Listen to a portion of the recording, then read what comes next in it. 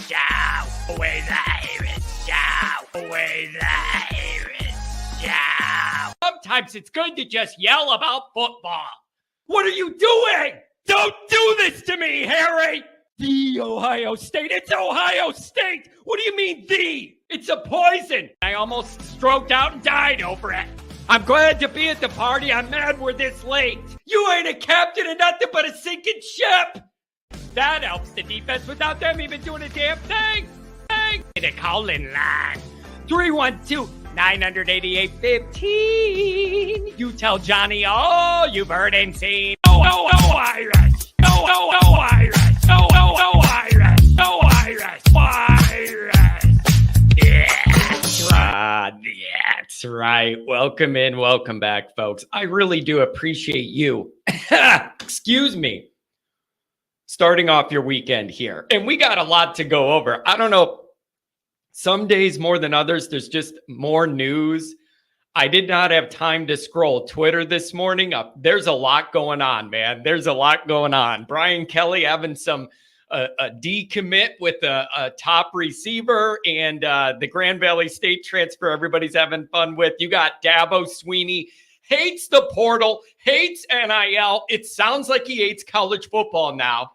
I want to get your opinion on Dabo's dedication to hating NIL, hating the portal, loud and proud. I want to know if you respect his consistency or if you think the way he's operating is collegiate coaching malpractice.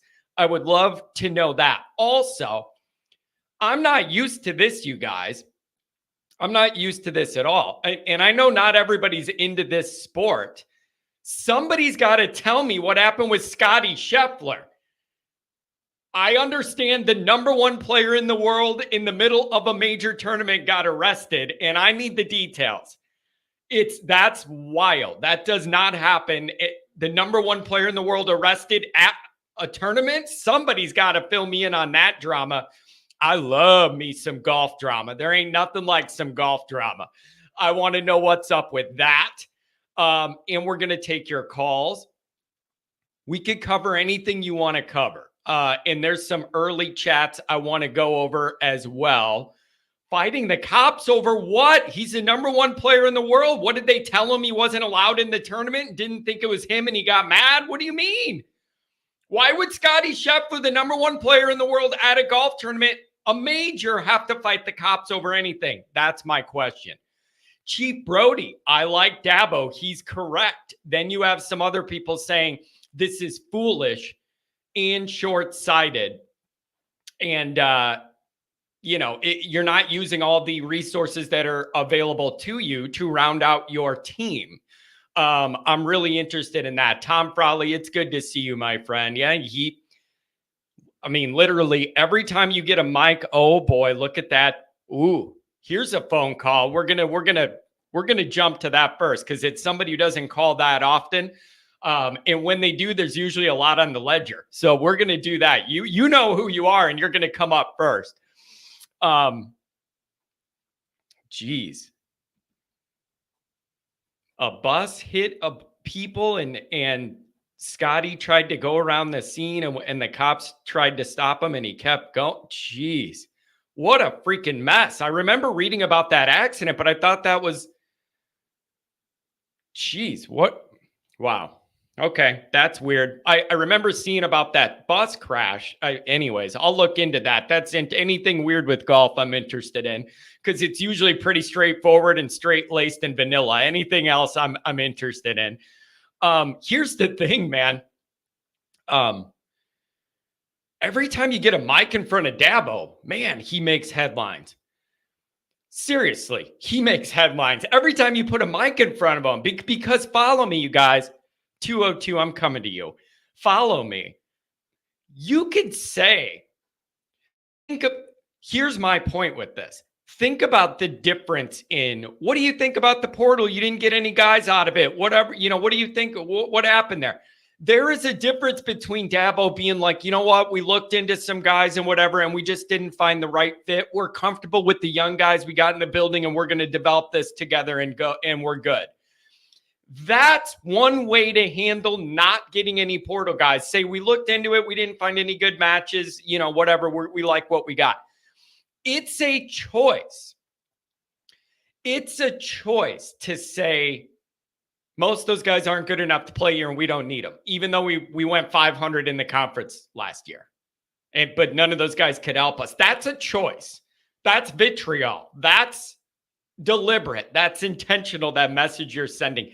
He really doesn't like this stuff. He really doesn't like this stuff.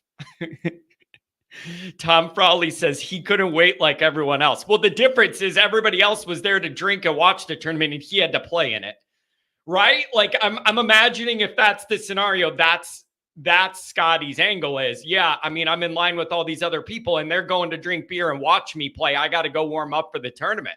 I would imagine that's his angle. So I don't know. I can't wait to look into it. I like that kind of golf drama. Oh, man. Does anybody remember, what was it? One of the team events where old Miguel Jimenez and Keegan Bradley got into it and they were almost fighting and their caddies were cursing at each other. I love me some golf drama, man. We're looking all classy out there, but we're ready to throw down in the fairway. I love some of that. Oh, man. Went from jail to the first tee in 2 hours. Man, that's unbelievable. He's on the tee right now. Well, he got bailed out. Oh, that's funny.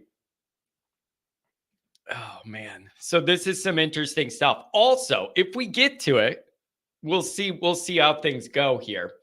I got a couple notes as far as success or failure for Notre Dame big picture this year. Kind of zooming out and looking at the whole thing and looking at it as if Notre Dame succeeds, to me, that means making the playoff and I hope hosting a playoff game. That's a big key to Notre Dame making any sort of run in that playoff is getting that round one home game, I think. What did Dabo say, Martinez? He said, most of the players in the portal are not good enough to play at Clemson. That's why we didn't get anybody from the portal. We don't need them. That's what he said. So he hates it and he's proud of it. And a little bit of me respects it. I'm not sure it's the smartest way to build a program, but I do at least respect that he's extremely consistent. He's never liked NIL. He's never liked the portal. And he's holding true, damn it. Like whether it burns him or earns him, he's holding true. What I wanted to go over is I got a few notes of if Notre Dame succeeds, what's going to have to happen to make that happen. And then on the flip side, I have, if this doesn't go well for Notre Dame this year, I have a good idea why. And we're going to go over that list on the plus side and the minus. And I'm going to see what you guys think. We're going to see what you guys think. Okay. So as always, you can find the program on YouTube. Do it. Subscribe if you haven't yet. I'm sure most of you have. Give it a thumbs up. That helps Johnny in the algorithm. Notifications on that way you're alerted every time something rolls around in my brain, and I want you guys to hear about it. Twitter, search bar Always Irish or at Always Irish Inc. Emails alwaysirishnd@gmail.com. Audio only. Anywhere you want it, you can get it. If you don't want to see my face, but you want to hear the show, I don't blame you for that one. I don't blame you for that one bit. I get sick of looking at it too, as much as I do in a week. USA Today, Irish Wire. You could read my thoughts there if you prefer. Yes, I can write. I know it stuns some of you. Patreon.com/alwaysirish, the former captain, leading tackler, Mike Goolsby, and myself breaking it all down. You know what I say about captains. You can't be a captain and then you make no plays. Okay. That's why I like Goolsby. Captain making plays out the wazoo. Love that man.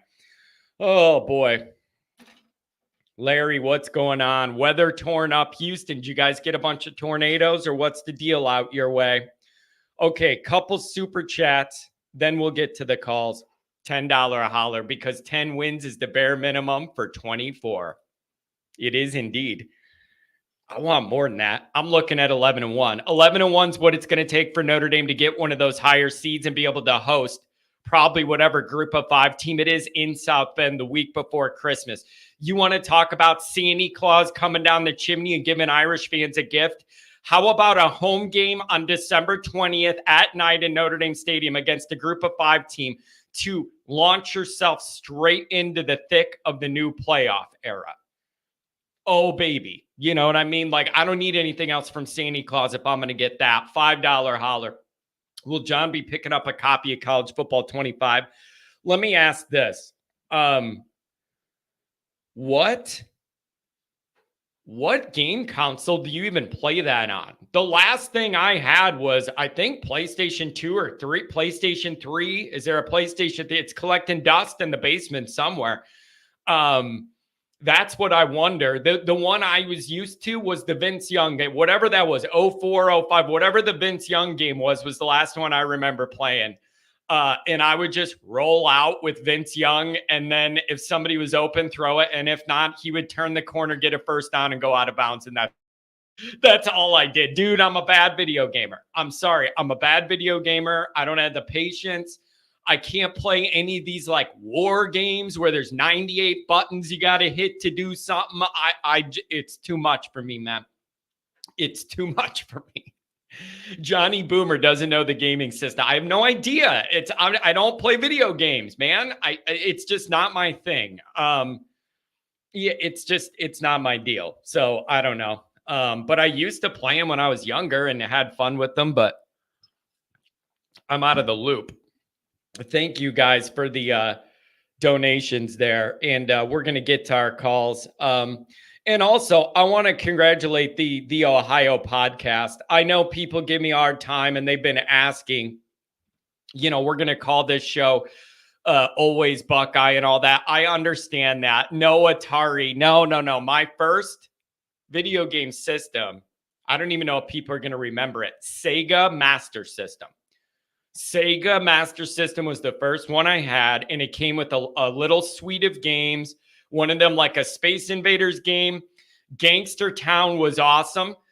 That was a fun one. And a motorcycle racing game. That's what it came. That's how old I am. I'm pushing 40. It was Sega Master System is what it was called. Look it up. I still remember what it looks like. Black and maroon was what the console was. And I had a good time with it, man. Childhood. I could just imagine Johnny throwing the controller at the TV. You know what? I was smart enough with that. Way better with that than I am my golf clubs. I'll tell you that. I didn't break too many of the controllers. I can't say the same for some golf clubs over the years. But I'm mellowing in my old age on the golf course. I'm proud to admit. But what I wanted to congratulate Ohio Podcast for is, he started the College Huddle. A big group of YouTubers, a lot of them kind of early on in their YouTube careers, all across. He has dozens and dozens and dozens and dozens of teams of different people. And Eric and I are working together here to kind of grow that. And I'm helping some guys get their going and give them some ideas to kind of grow early on young. So Eric, if you're wondering why Eric's around a lot and I talk to him as if he's a friend, even though he's an Ohio State guy, there's a reason for that. We are friends and we are in business together trying to get this all going. So I want to congratulate him because he opened up a phone line thing like I did on his show. And they got their first troll call. And I love that. Man, that's how you made it. When it isn't just your fans, but you start getting trolls that want to give you a hard time, Eric, that means you've made it. So congratulations. Had our first troll call last night, John. It might have been the worst attempt at a troll call in the history of trolling. Those are beautiful. Tom Frawley, thanks for being here, man. Go to your meeting. It's just good to see you, buddy. Hope you're feeling well, feeling healthy. We missed you at the blue and gold game, but other opportunities. So I want to congratulate Eric. You made it. Here's the hard thing about a troll call. You got to be careful because you never know if it's a troll. Sometimes it's a troll call or just a very bad regular call. Like some people are nervous or they don't know how to talk. Like it's coming off weird or like the voices. Sometimes you don't know whether the voice you think, is this a troll voice, but you don't really know. And then you don't want to offend somebody if it's their real voice and it's just a little weird or sounds offbeat. So that's delicate because I never want to pounce And then it's like somebody whose voice is messed up and then I insulted them, right? You follow me? Like, I want to be respectful of that. But congratulations, Ohio Pod. And you are going to see more of him as we venture into this journey together. And I'm happy to play my role, helping some younger guys, give them ideas on how to grow their channel quicker than I did, skip some of the growing pains, different segments, way to lay things out. And I like that kind of thing. Here's the cool thing, 202-720, first two up. Here's the other thing. It's really fun looking at 20 different YouTube channels covering different college teams because everyone has their own feel. That is the coolest thing about this YouTube ecosystem. Everyone has their own feel. We're all covering college football, but your personality, the way you're comfortable delivering, the way you go, everyone has such a different way to do it and different strengths and weaknesses.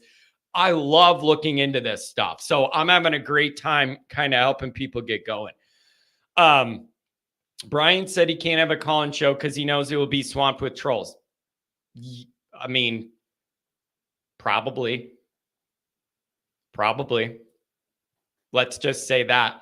Having a phone line's not for everybody. Let's put it that way. You got to be open to not knowing what's coming and just dealing with whatever it is. And that I love, that excites me.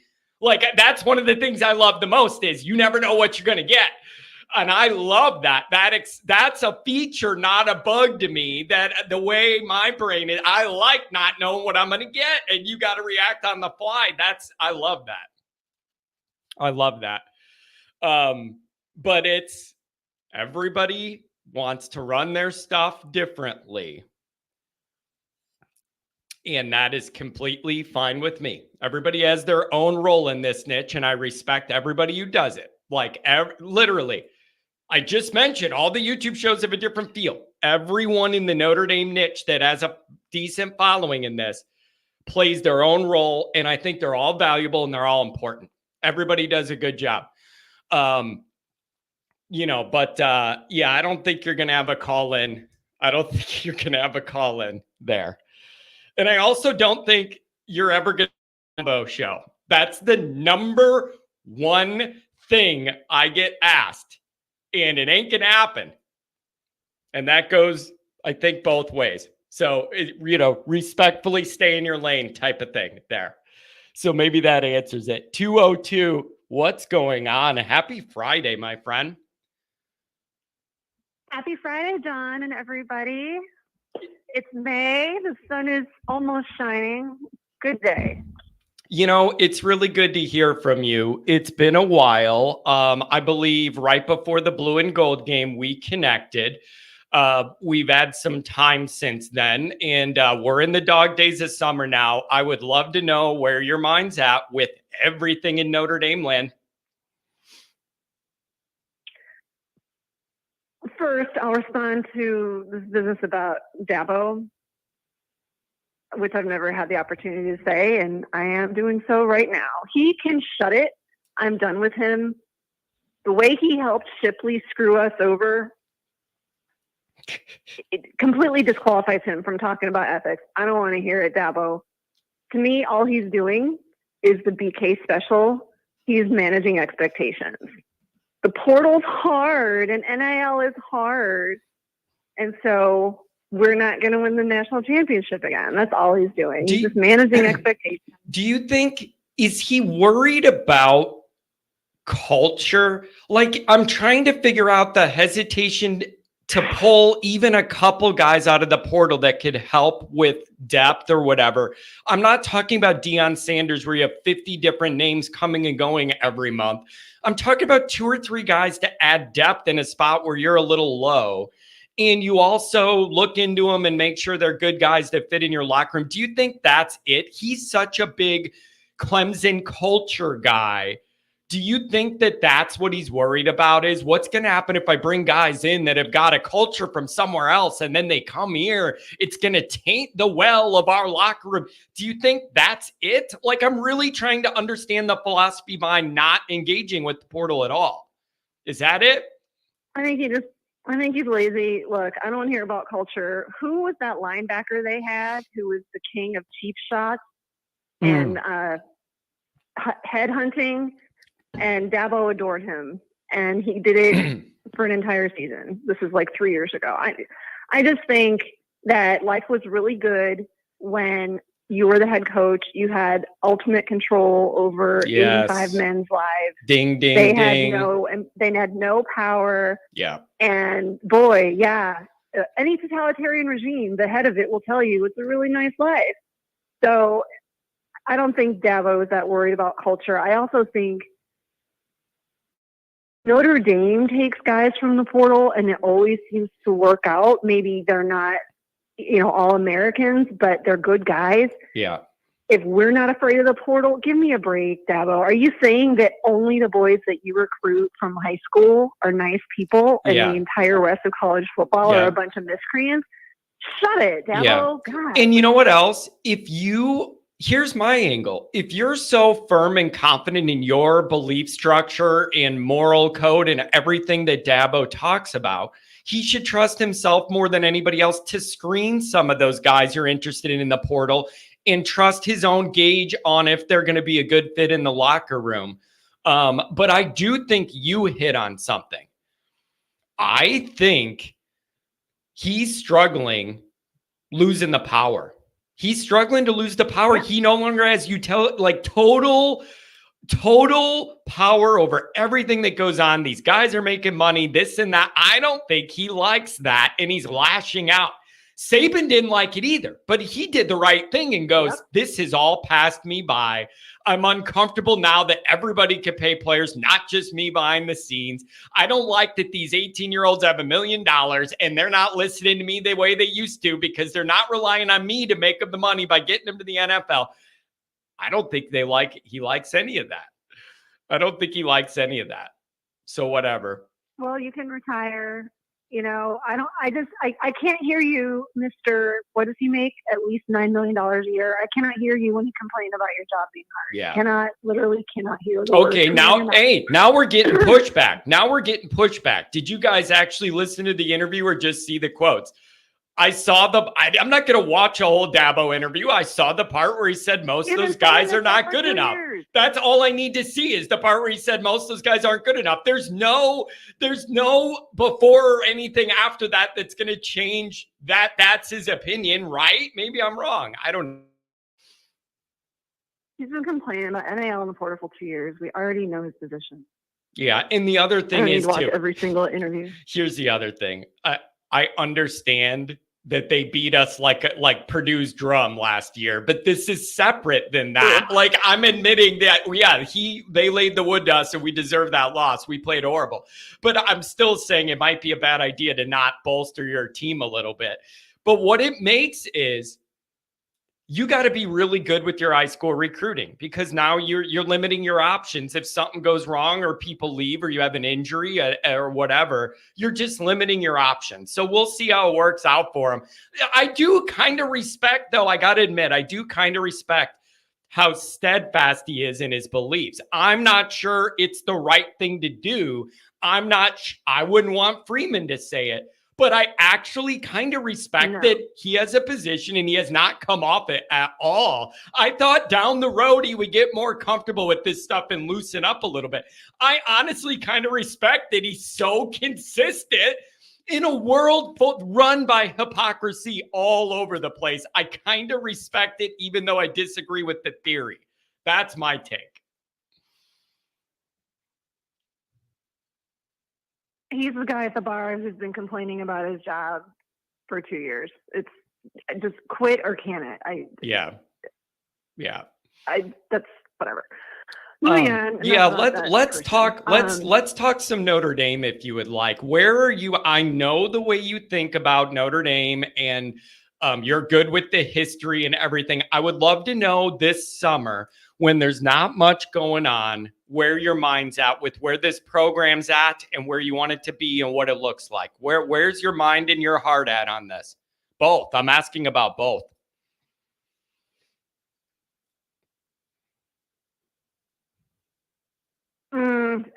Freeman is crushing it.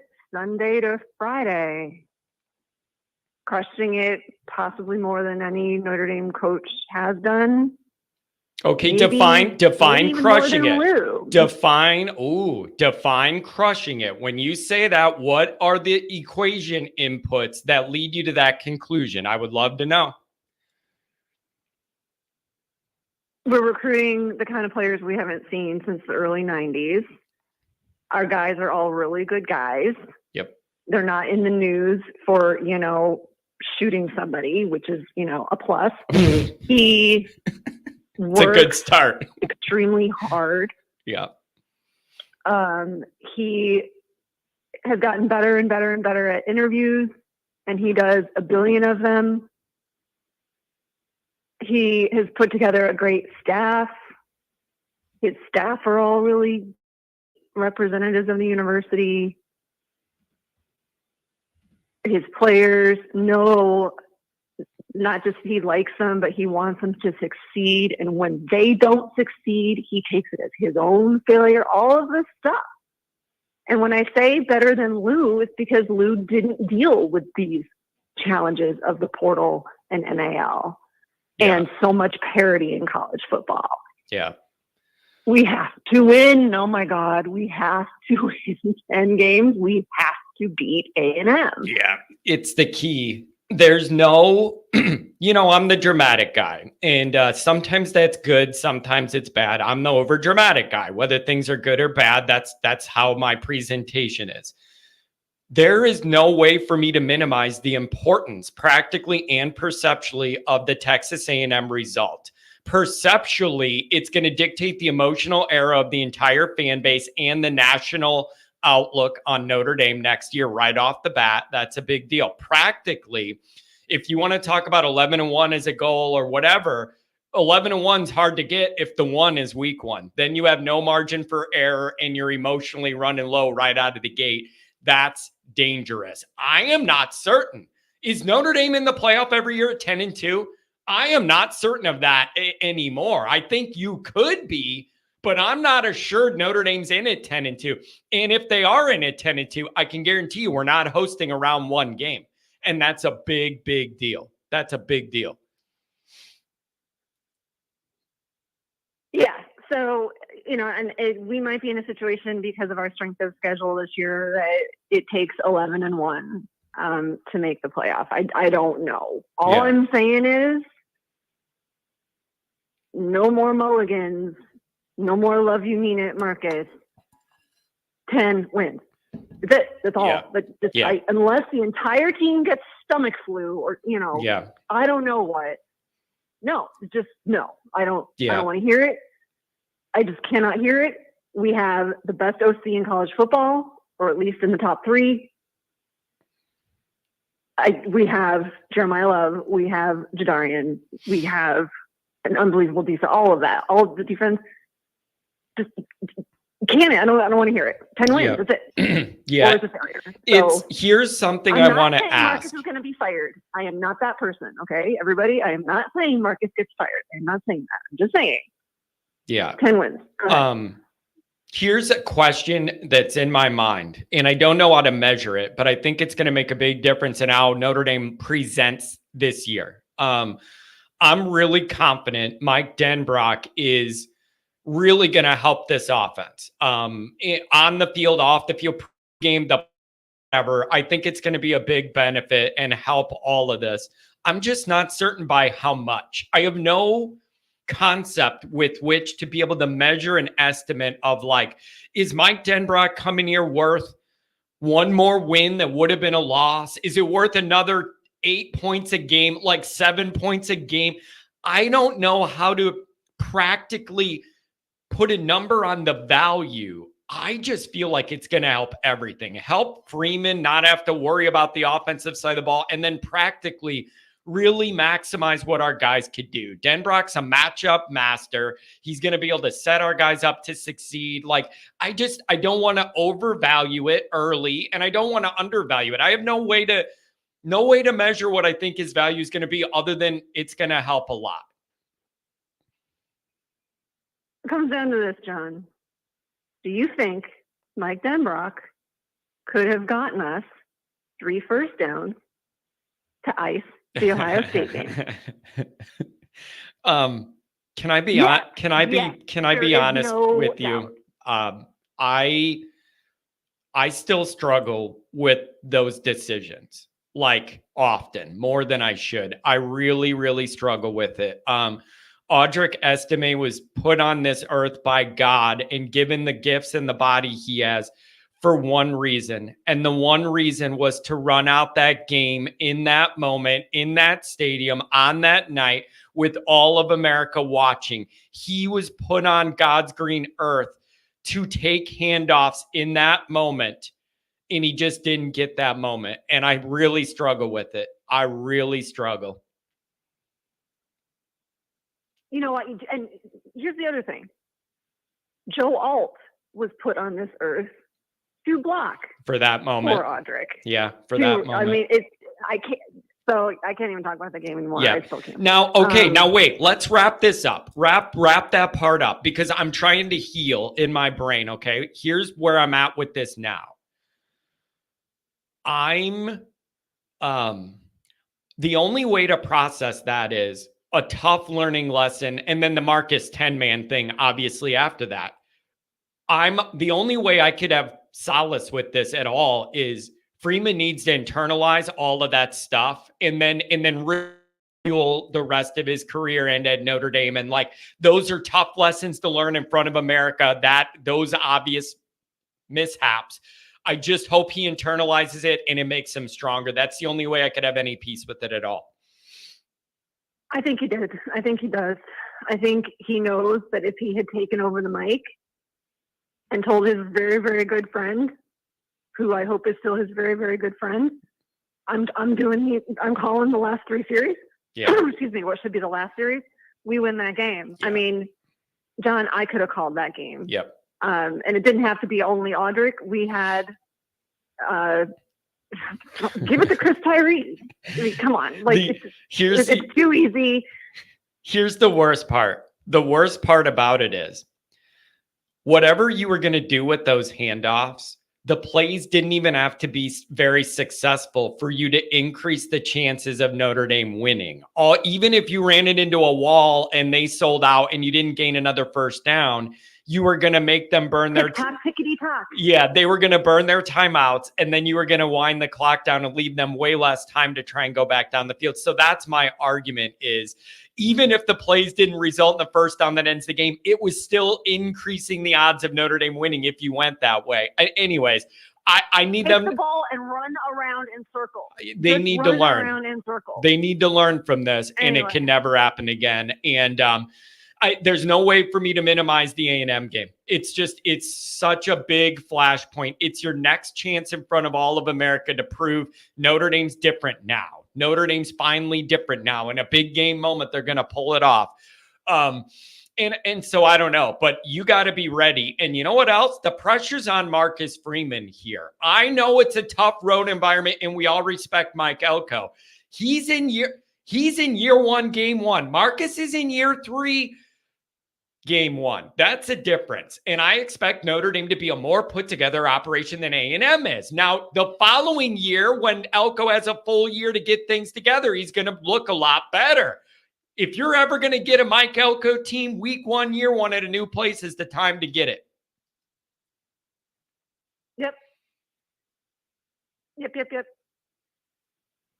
What do you think about Riley Leonard? What do you think about Riley Leonard? Is he gonna stay healthy the whole year, or do you think we're gonna have to rely on Steve or Carr or somebody to come in here? What is your feeling on him? Are you confident he's gonna last the whole year running around with that big body and an iffy ankle? I feel itchy about speaking of anyone's physical health. I'm sorry at all of the pain and the surgeries he's had to go through.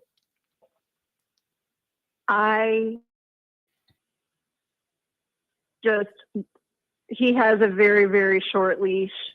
He gets 1 pick 6 and we're moving on. I'm serious. We just don't have time because we have a much better quarterback room than we had last year or certainly 2 years ago. Yeah. And so I'm going to skip to what I was going to say at the end, which is, for me, Kenny Minchie is the Notre Dame man of the year that he stayed. I can't believe it. Interesting. I can't believe he stayed. I love this kid. Yeah.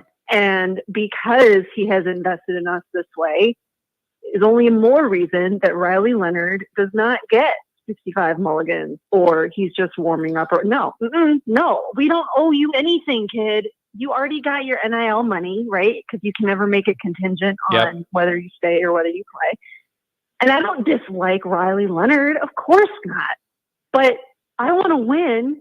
And if the guys that we brought in as kids and have developed with Gaduli, who apparently is a great coach, if they give us even an equal shot at winning as a portal person, I'm going with our guy every day. And so Riley, and if you turn out to be John Elway, holy crikey, I'll be so happy. Yeah. But I'm not dealing with the mess ups. I'm just not. Are you confident that the passing game's going to look better?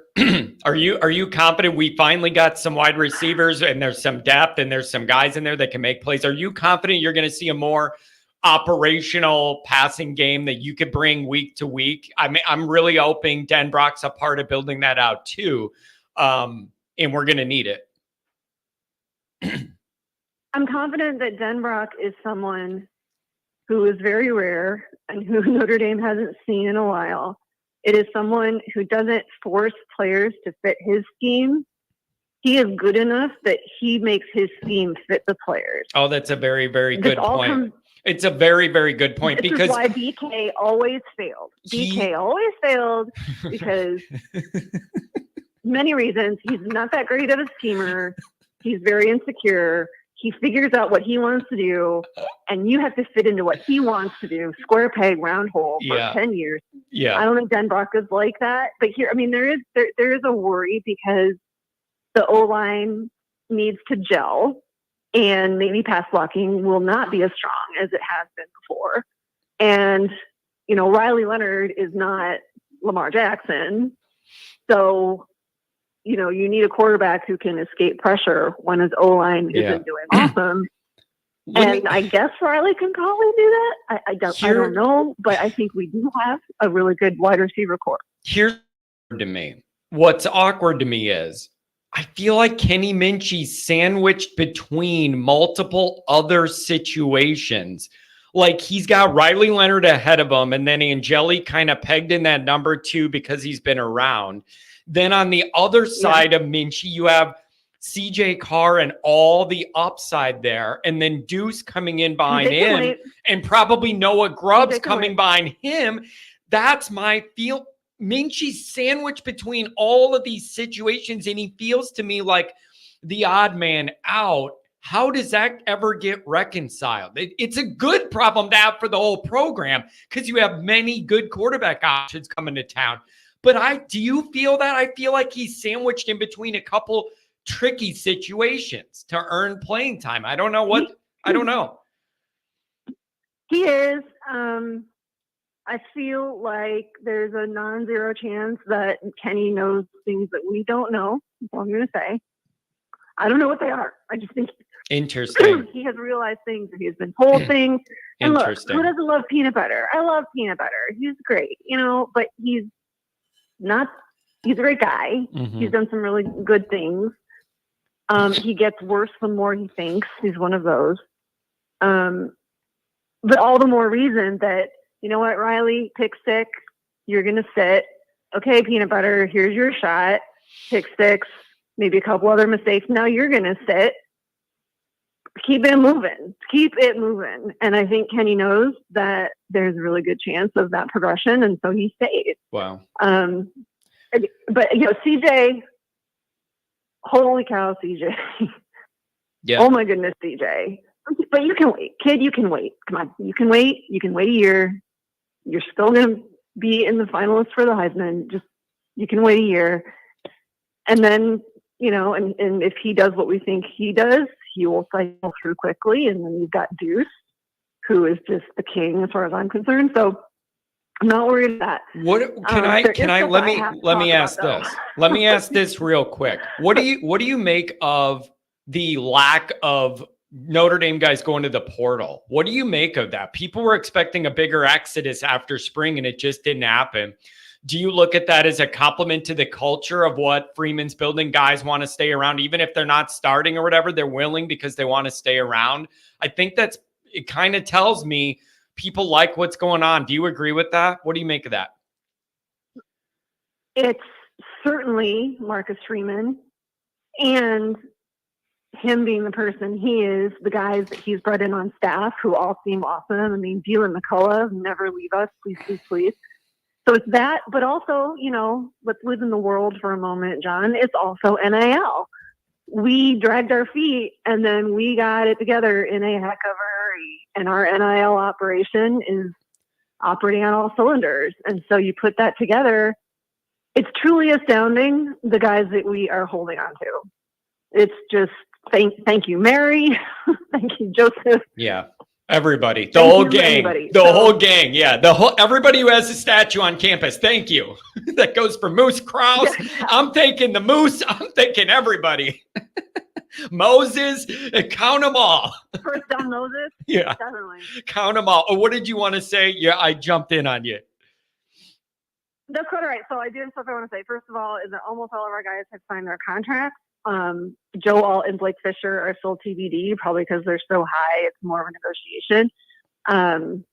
But everyone else's contracts are up.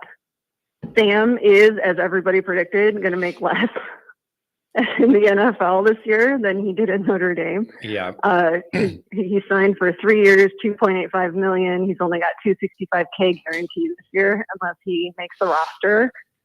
What I will say is I've suddenly got gal friends coming out of the woodwork texting me like, who is this guy from Notre Dame? Like, do I have to start rooting for the Commanders now? I'm like, oh, my love. Oh, you're being introduced to the wonder of Sam Hartman. Yeah. Yes. Well, enjoy. You can watch him hold a clipboard all you want in amazement on the sidelines there. Because I think that's going to be his role. Sure. Good, whatever. Sure. At least he gets to continue his football career and see how it goes, I guess. Good for him. Exactly. I mean, I can't stand that organization, but it's fine. But okay, this is important. I need to ask you a favor. It's about Sam, and it's about your partner on Patreon. Okay. The illustrious, absolutely stupendously wonderful, love him so much, Mike Goolsby. Okay. I need you please to tell him, stop talking about Sam being the Bachelor. I desperately, desperately need him to stop doing that. I do not want Sam on The Bachelor. Gross. No. Oh, it's perfect. It is not good for Notre Dame. It's a gross, I'm saying it, it's a gross show. It's gross. And yuck. And I wouldn't watch it. I haven't watched it almost ever. But anyway, so no, this is what we need for Sam. Sam is like 25 Days of Christmas lifetime, right? Any agent in Hollywood that works in that kind of niche of movies has not been blowing up Sam's phone for a year. They all should be freaking fired. Like, look at this kid. Yeah. That's what I want for Sam. Yeah. And the thing with The Bachelor is there's a football connection because the Palmer guy is connected with The Bachelor. Yeah. So and Goolsby's friends with the Palmer brothers. And so that's how that all came together, because they're all friends together and there's already a football connection with good looking football guys in that show. So I think that's where it came from. And, I think, Jesse, good for you. And I know Jesse's little brother was a tight end at Notre Dame, and that's really great. That's all great. I do not want Sam in the room with these girls and all of them. No. Save them all for you? Is that where we're going here? You don't want anybody, you don't want to share your man or what? It's just, come on. You know what I'm talking about, John. Yeah, I know. I know. Just yucky. And then my final thing is, we have lots of really good recruits, like on the board, let's call it. They've been offered. They're going to visit some great verbal commits already. But every year I have like the guy we absolutely have to get. And this year for me, it's Woo's little brother, right? Nathaniel Owusu-Boateng. Yep. Yes. Yeah, Sam in MILF Manor would do numbers. Yeah, of course he would do numbers and I would be sick. So gross. Anyway, we've got to get Woo's brother. I'm picturing the sign on the building. That's what it literally, like the name of it. That's that's beautiful. Also, but let's get back to the point. You're not, and it was a big deal for them to be able to get him to commit to a visit. And here's the other thing. There should really not be many questions for him about the Notre Dame culture because he has family who just went through all that. So there should be less unknowns going to Notre Dame for him. It's just a matter of the fit, and he's his own individual and what he's going to want to do. And also, he's being courted by everyone. He's got a lot of visits lined up. And so we're really just going to have to see how that goes. This is the thing. This is the thing, John. He has pruned it. I mean, he can change it, I think. I'm not sure when the deadline is to set officials, but he's only doing 4. And you can do more than 4 now. He's doing Michigan, Ohio State, USC, Notre Dame. Yeah. And we're June 7th. And somebody, I think it was Tim Hyde was saying on his show with Mike Singer, that Nathaniel was saying he made some comment about it should be a family affair or something like that. He was definitely referring to Woo. Yeah. And, so I it's not a done deal, but to me, if we don't get Woo's little brother, I'll be really, really sad. Yeah, you would think, because he's a great player. Yeah, you would think Notre Dame would have an in there, but with the guy at the level he's being recruited at, there's just a lot of variables and a lot of different opportunities, and we're gonna have to see.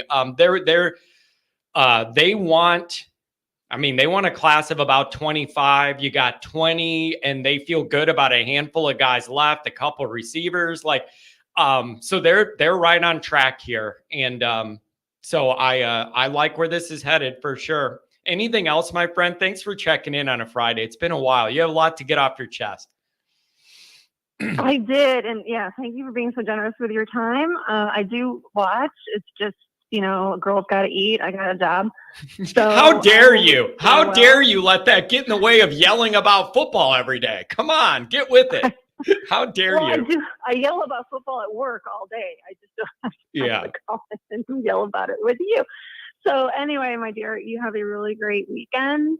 Great weekend to all of the people in chat. And I'm sure we'll chat soon. We do have a long summer to get through. So with that, I will sign off. Thank you so much. Give me a call again whenever you can. Always appreciate catching up. Thank you. Go Irish. Bye-bye. Take care. Oh, she's a special case. All right. I see some people saying really good caller, but where's your shot clock? For a multitude of different reasons, some of them you don't need to know about. She's a whole different thing. And just everything with her, there's a lot that's connected with her. And I met her at one of the and there's a lot there behind the scenes too. And she's a really interesting she's a very, very interesting, well-rounded Notre Dame person. And she calls in like once every 6 months. I give her the time. Whenever she calls, she gets the time she wants. She thinks in Notre Dame a different way, went to Notre Dame in the Lou years, has all that history. And there's a lot of meat on the bone with her. And whenever she calls, she gets her time. It's like once every 4 months, and she supports me in a lot of ways, and she deserves that time. 720, what do you know? 727 after that. What's going on? Hey, 720. John, good morning. How are you? I'm doing very well, my friend. Thank you for your patience on the line. I would love to know where your mind's at, man. We're in the dog days this summer here. What's on your mind in Notre Dame land? Let me have it. Happy Friday. Well, first, she was a great caller. I think she got the chat room talking and she had some impressive knowledge. But I'm going to give her some pushback. One, if Minchie was the guy, they wouldn't have went out and spent money on the new kid. That's just facts. And the first way to break a culture in a team is start benching kids for one little mistake. And yep, pick six isn't little, but you can't bench your quarterback after one. It's just not going to happen. You know what? Let me throw this at you. If you beat Texas A&M, whoever the starting quarterback is, you really can't bench them no matter what, right? No. Like no matter what, even if it looks rough, if you beat A&M, you would have a hard time benching the quarterback in that scenario.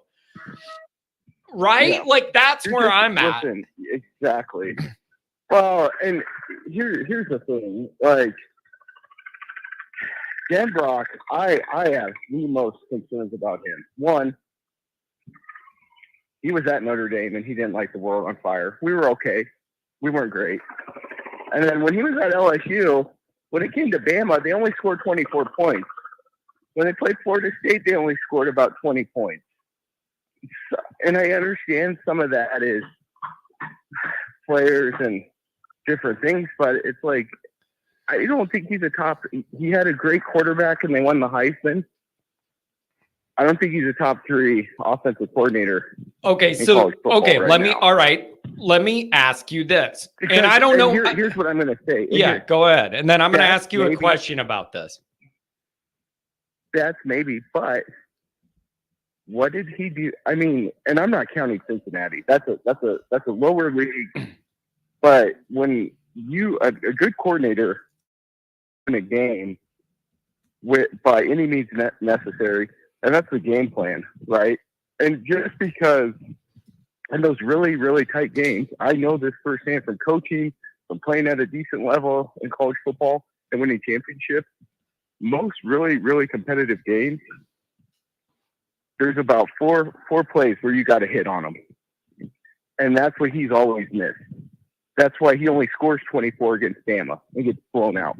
That's why the wheels fall off at Florida State with this guy at LSU. When they're really competitive games, you only have a few chances to really turn the tide. And I don't see his style with Notre Dame winding up right now. The receiver room's still really young. The tackles are. It's a big ask to ask a young tackle to pass block a lot. You want to help him out. You want to help out your own line. You got to run the ball successfully, and you got to get the ball out quick. That's why they're looking at Riley Leonard. Kid processes information. He can run. I'm telling you, Angeli's not the guy, and Minchie's not the guy. That's why they brought him in. Interesting. Because if they thought one of those two kids was the future, if they thought Minchie had it between the ears, or Angeli had it, why would you bring in a transfer? And, like, seriously, why? Yeah. Okay. Let me ask you, just out of curiosity, is there no theory to where you could almost give him more credit for the Cincinnati success because Cincinnati doesn't have the best talent and he got the most out of them? Like, I do look at that, what he was able to do and run that team to a place that they really probably didn't deserve because they outplayed the expectations. Like, I want to give him a little credit for that. I do agree with you. I do agree with you, though.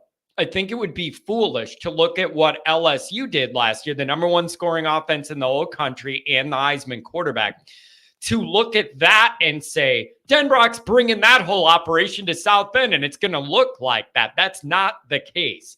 That's not the case.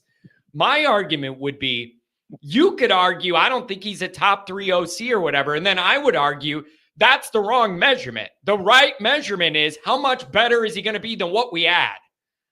And that's a different calculation. And there's no world where anybody can tell me Gerard Parker's going to put together a better scheme and adjust in the moment in that hostile environment in Texas A&M than Mike Denbrock. I would refuse to believe it 100%.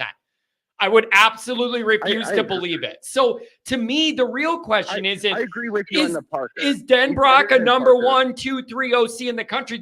That's the wrong question. The right question is he better than what we had and by how much?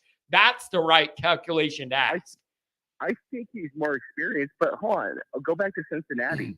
Who was his center and tight end? Do you know? No, I have no When idea. they went on their No, run? I don't remember. No.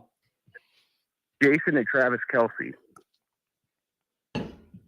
So he had 2 NFL Hall of Fame players on that team. He had talent. They just didn't, he was good, but he wasn't, I mean, you can say that, but he's going to be better than Denbrock based on, he's going to be better than Parker based on experience. I'm not arguing with that. But, when he was at Cincinnati, no one could tell me he didn't have some talent because he did have the Kelce brothers on that team. And so I just look at it like this. I still think Notre Dame has to care more about pounding the ball and playing a style more like Michigan, because the receiver room's not there yet, and it's not going to be there just for a while. It's another year and a half. Let the kids mature a little bit, unless they bring an absolute freak in like Randy Moss. And that was the problem with Notre Dame fans, and I'm myself included. We see a kid like Tobias Mayweather, and we're like, oh, look at how athletic he is, and we didn't let him develop. There's not very many. Randy Moss is in the Hall of Fame for a reason. There's not many guys like that walking around, even the guys that are big and strong and fast like that. Not many of those guys that can do what they do. So I'm worried about the scheme, and I was watching Huddle last night, and I went down a rabbit hole because I took a break and started looking at some of the A&M stats, and A&M, John, I'm telling you, this is, if Mike Elko does what I think he's gonna do, man, they're gonna come up and rival Georgia. So we gotta win. So that's my only pushback, man. But she seemed like a really cool person. Seemed like she's very well-rounded, knowledgeable in her college football knowledge with Dabo. I'm not a big fan of the portal, just because I know that these coaches are nonstop recruiting their own players. But that's all I got. Love the show, man. I got to run. Hey, thank you. I hope you have a great day. I really appreciate you calling. Thanks for waiting too, man. And I call again. I always like your Colorado call, man. Give me some of that mountains in my show. I love it. Thank you. I love this show, man. It's controversial, and you say the things that every fan, I think, believes and feels. Like, I think it does have an impact on the program. Thank you, man. At least with the fan base, which, you got to move mountains little by little, right? Hey, I appreciate it. And I really do. Thanks for the kind words, my friend. Thank you. Hey, guys, have a good day. Have a good weekend, buddy. What a nice guy. I mean, of course I'm going to say you're a nice guy when you call in and say nice things about my show. I will say this. I can verify. I don't know about Marcus, but I can definitely verify the previous coach was well aware of my content, as is the current AD and the last. I don't know whether that's good. I don't know whether that's awful, but I can verify that both the ADs know, and I definitely know Kelly was well aware. He hates me so much. That guy hates me so much, and it makes me so happy. Like, it is just my number one thing I might be proud of here is Kelly does not like me, and it warms my soul to know what I do in my basement bothered Brian Kelly.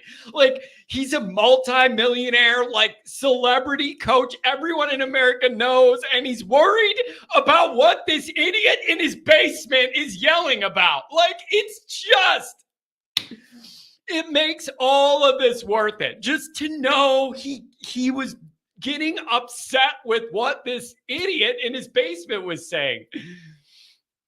Drunk says, so petty. You are damn right. You're damn right. When it comes to college football, I am so petty. You have no idea. I am so petty and I'm proud of it. The littlest, tiniest things I will hold on to and hate people forever for. You know what one of them is? I'll give you another example. The Purdue drum. The Purdue drum.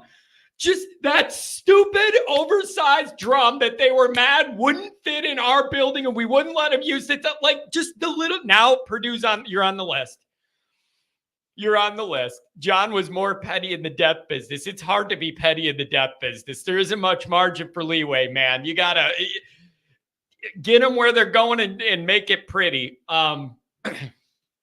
That's going on your tombstone. Brian Kelly hated me. No, I don't want that guy on my final resting place at all. But to know for a fact that he didn't like me and he was well aware of my messaging warms my soul. Same thing goes for Jack. Off to a better start with Pete through some help. Let's put it that way. Some very, very loyal, respected Notre Dame people that make a connection. And so I'm off to a lot better start with Pete. It also helps that I like what he's doing, by the way. But I do like the fact I'm off to a clean slate and a good start with Pete and Jack. Bye-bye. Kelly, bye-bye. Now I got a fresh slate and I'm off to a good start. Do you send Kelly a Christmas card every year? I don't know, but if I did, I know he would never write back. You know how I know that? Because Lou Holtz, the last coach that ever won anything in Notre Dame, used to write Kelly a whole bunch of supportive letters when he was going through a rough time with words of encouragement, and Brian Kelly never called them back or responded to any of them. So there's no way he's going to write back to me if he didn't have the time of day for Lou Holtz, even when Lou went out of his way unprovoked to support him multiple times through his career. Whatever, man. You do you. $5 holler from my main man, Martinez. John, you're the man. I don't want to be this way. I don't want to be this way. I really don't want to be this way, but Kelly leaves me no choice. Jerry Reinsdorf's burner, my word. John sends me tweets to sell the team after every loss. I never respond. Okay. The funny thing is, you're exactly right. So you must be on Twitter. Whoever you really are, you must be on Twitter, because every time the official Sox Cow posts anything, the lineup for this afternoon's game, or, we made a AAA call-up. Whenever the White Sox post anything from their account, I respond with, sell the team. It doesn't matter what you do now. Sell the team.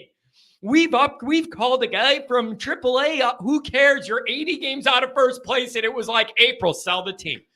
Like, we won a game tonight. Sell the team. So, Jerry, whoever you are, you're on Twitter as somebody else, because you see every single tweet they put, I respond, sell the team. You're a disgrace. Sell the team. Sell the team. Grandpa Kennedy would be turning over in his grave. He would always say, we root for two teams, the Sox and whoever the hell's playing the Cubs. And that's the way it is for my fan. Sorry. Anyways. Oh, boy. Jeez. Maybe Michael Jordan could play for the White. Tried that. 727 and then 260. 727, what's going on? Welcome to Hey, John, how you doing? Oh, welcome to the show, man. I appreciate the phone call. Looks like you're a new caller. I don't have any call history here. Calling from Florida. Do I got this? Yes, you're correct. I am a first-time caller, and I am from Florida. I guess I'm not as worried about Notre Dame as a lot of the people I hear, and I'll give you a couple of reasons why. And it's contingent, of course, on Riley Leonard being healthy.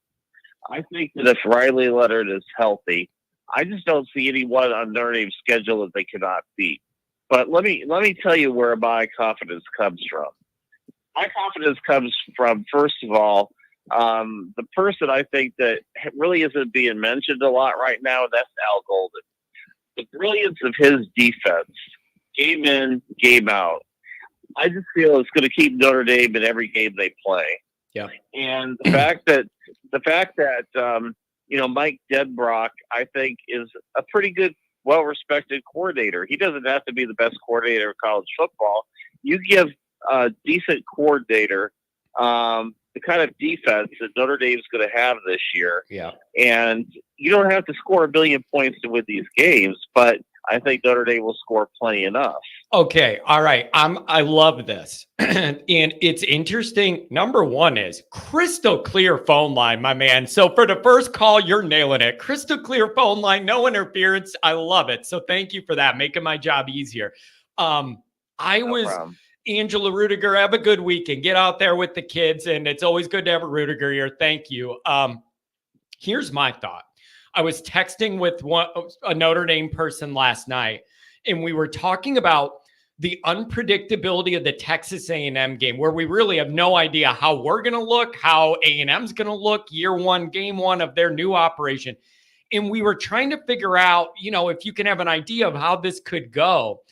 And what the conclusion I came to is I think you can trust that defense is going to be good right away. Like, I'm not sure what we're going to get out of the offense and if the line can hold up and all. I'm not sure what that's going to look like early in the year. I'm really confident in Al Golden defense in year 3 with a blend of veteran, proven, and a bunch of young athletic youth. I'm confident they're going to show up ready to play at A&M and every week. Ohio Podcast, take care, buddy. Good job on your first troll call you got. Take care, buddy. So I'm confident in that defense year 3, and it's the blend of talent to me, young and old on that defense in year 3. They should be really good. Yeah, I totally agree with that. And I'm also excited too. I guess I'm not as down on the skill players offensively Notre Dame has. I mean, I think that the running back tandem is just going to be fantastic. I mean, you got 2 home run hitters. Yep. You got Jabron Payne, who can come out and get you some tough yards, and he's a pretty darn good back himself. He's starting on a lot of teams. So you've got a lot of depth, and you got a lot more speed at the wide receiver position than you had last year, and you got a lot more depth at that position than you had last year. I just think that Notre Dame's got so many more weapons, and I think they've got a coach who's going to be able to figure out how to use those weapons more successfully. Like, for example, I think that if Mike Denbrock had been at Notre Dame last year, they would have been more successfully offensively because he would have figured out how to use Sam Hartman in different ways that he wasn't used last year. And I think he's going to do the same thing with Riley Leonard in the offense. I just think that he's going to figure out how to scheme things to use all the talent that he has. And I just think Notre Dame's going to have an explosive offense. And with that defense they have, I'm just so much more confident than a lot of the people that I hear, calling in and talking about losing 2 games or 3 games. I think if they lose 1 game, I'd be surprised if they lost any more than that. Let me see. Let me see if you agree with this. You ran through some of the offensive, where you see this going. Tell me if you agree. One of the things that Mike Denbrock he gets a lot of credit for over his tenure is creating favorable matchups, finding ways to get an advantage, finding ways to highlight your best skill guys and put them in a position where they can really make an impact in every game. I believe Jeremiah Love is going to be the secret weapon here for Notre Dame and Denbrock. I think Denbrock sees what he could be in the explosion he has. That's going to be a guy I think they're going to use a bunch of different ways creatively to get him the ball in space through handoffs, end arounds, slip screens, little dump offs with a block outside, whatever it is. I think he's going to have a big year, and they are going to create ways to get him the ball in space and see what happens. And I'm here for that. And enough of that, getting the ball to our guys that can make plays in recent years. I'm here for it, and I love it. Yeah, I totally agree with you. I really loved it when I heard that they were going to put him at wide receiver as well as running back. Yep. and just use his speed. Me I too. mean, if Me you too. look at that, if you look at that play in the Sun Bowl where he caught the ball about the 12-yard line, put his foot in the ground, and just totally, disgrace that defender. I mean, he's just unbelievable with things he could do. I mean, he's going to be a star this year. I mean, he'll have the capability of scoring anytime he gets his hands on the ball from any spot in the field. Yep. And that's a guy you got to get plenty of touches to. So do you think that the way this is going to be structured with running back is going to be kind of Love split because he's going to be catching the ball sometimes? And then does that make Price maybe getting the bulk of the traditional carries? Is that how you're seeing it? Or do you think it'll be a good blend? How do you think that's going to work out? Well, I think that Jadarian Price will probably get more carries than Jeremiah Love. But I just think it's going to be, it's going to be interesting to see how he uses those guys. Yeah. Because you can put Jeremiah Love in the backfield and you just throw a little screen pass to him, just a little 5-yard pass, and just let him use his skills. He doesn't even have to be at the wide receiver spot. Yeah. But Jadarian Price, don't underestimate him because he's got a lot of speed. And the thing I loved seeing him run in the Sun Bowl was the power that he had. He's got the speed, but he's also got the power. And I mean, those two guys are just like, it's going to be unbelievable the 1-2 punch they're going to have. Yeah. And you know what else, you can too, mix man? them up in so many different ways. The other thing is, I'm so happy to hear the reports that Price has his pop back. Even though he was back off the injury last year, he did not have his burst. And I'm hearing that he has that burst back, and I'm really, really excited for that. Can I ask you, since we've never spoken before, can I ask you, what do you think about Notre Dame's quarterback room? They're building a lot of options here, and it's a good thing. I'm just wondering how you see this shaking out either in the short term and the long term. There's a lot of interesting moving parts in that room. What do you make of it?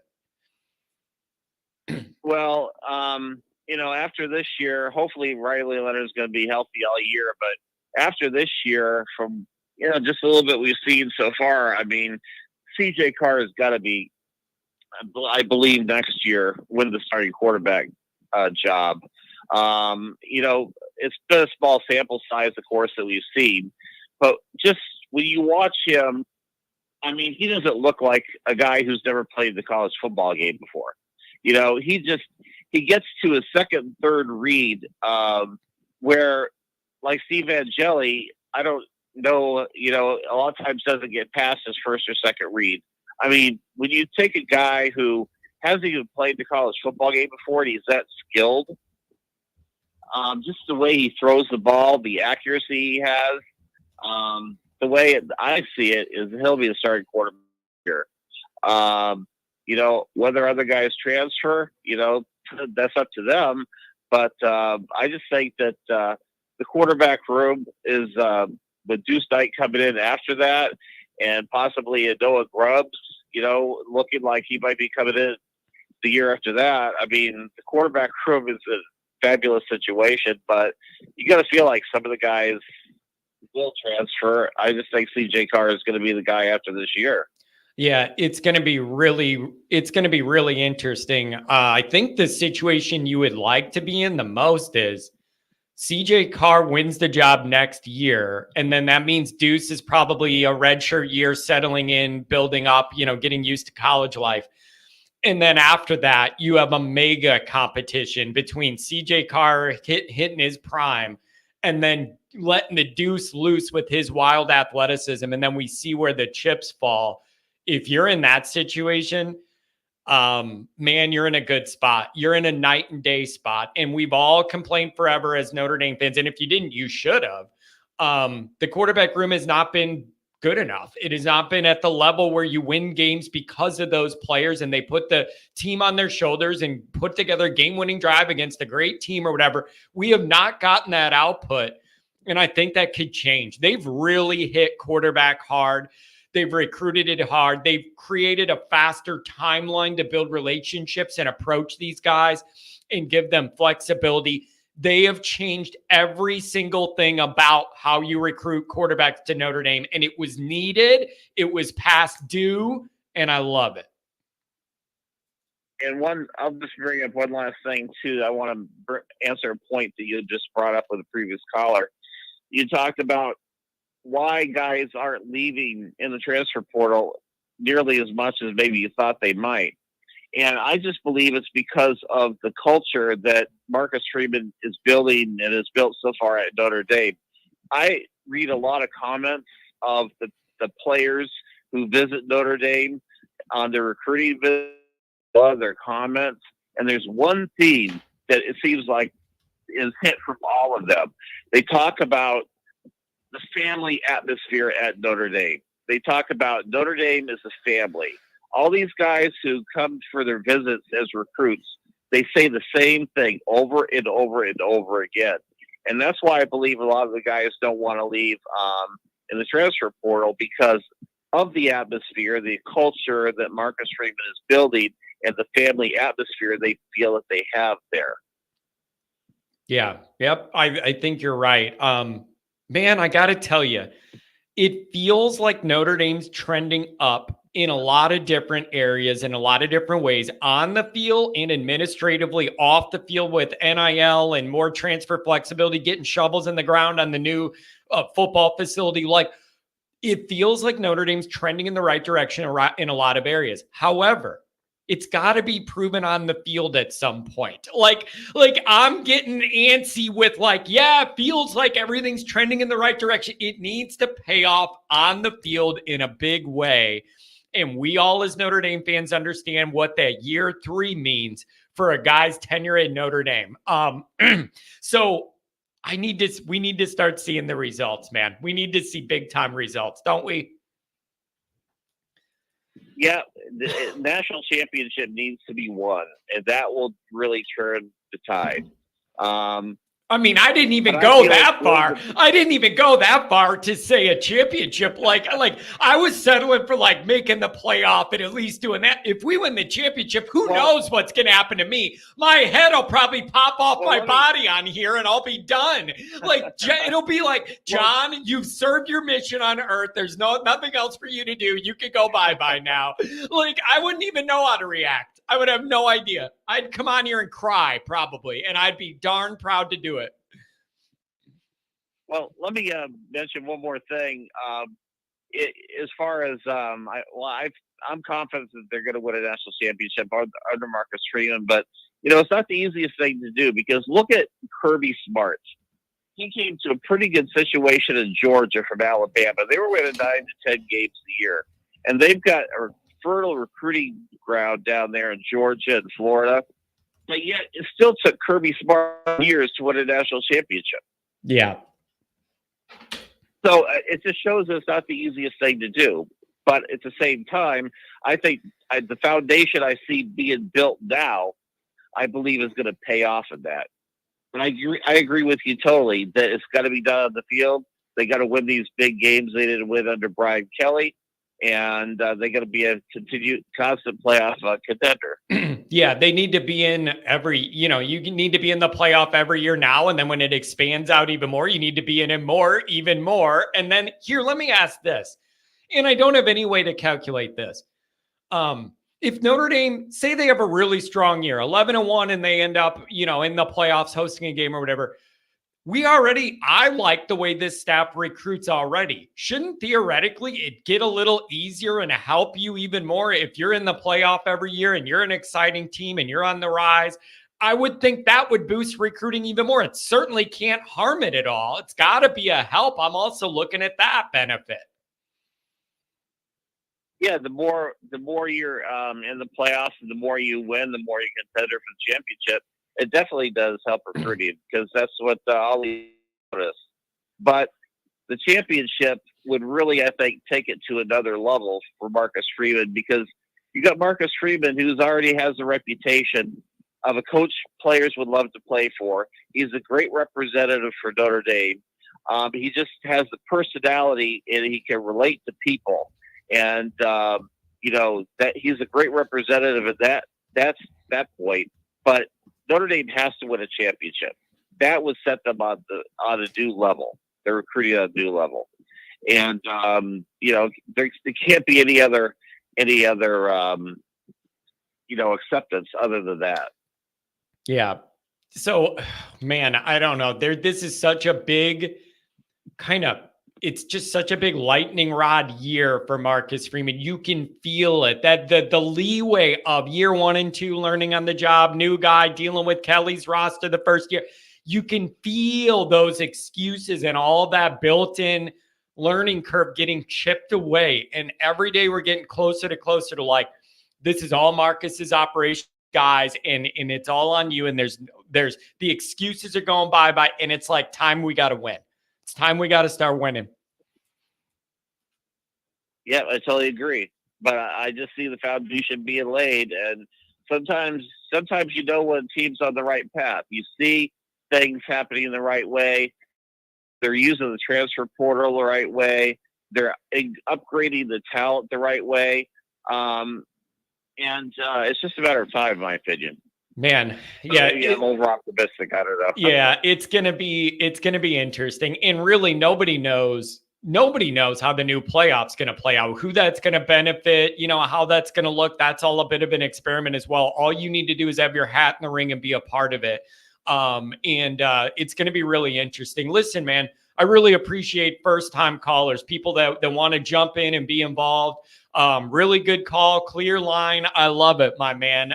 Save my number in your phone as emergency contact and call me again whenever you like. Okay. Okay. I'll be calling you again. Thanks, John. Thanks a lot, man. Have a good weekend. Really good first call. If you're going to have a first call, that's a pretty good one, man. Delivered smoothly, clear line. I love it. Beautiful. Every time we get a new caller, I love it. Couple more callers coming up. This is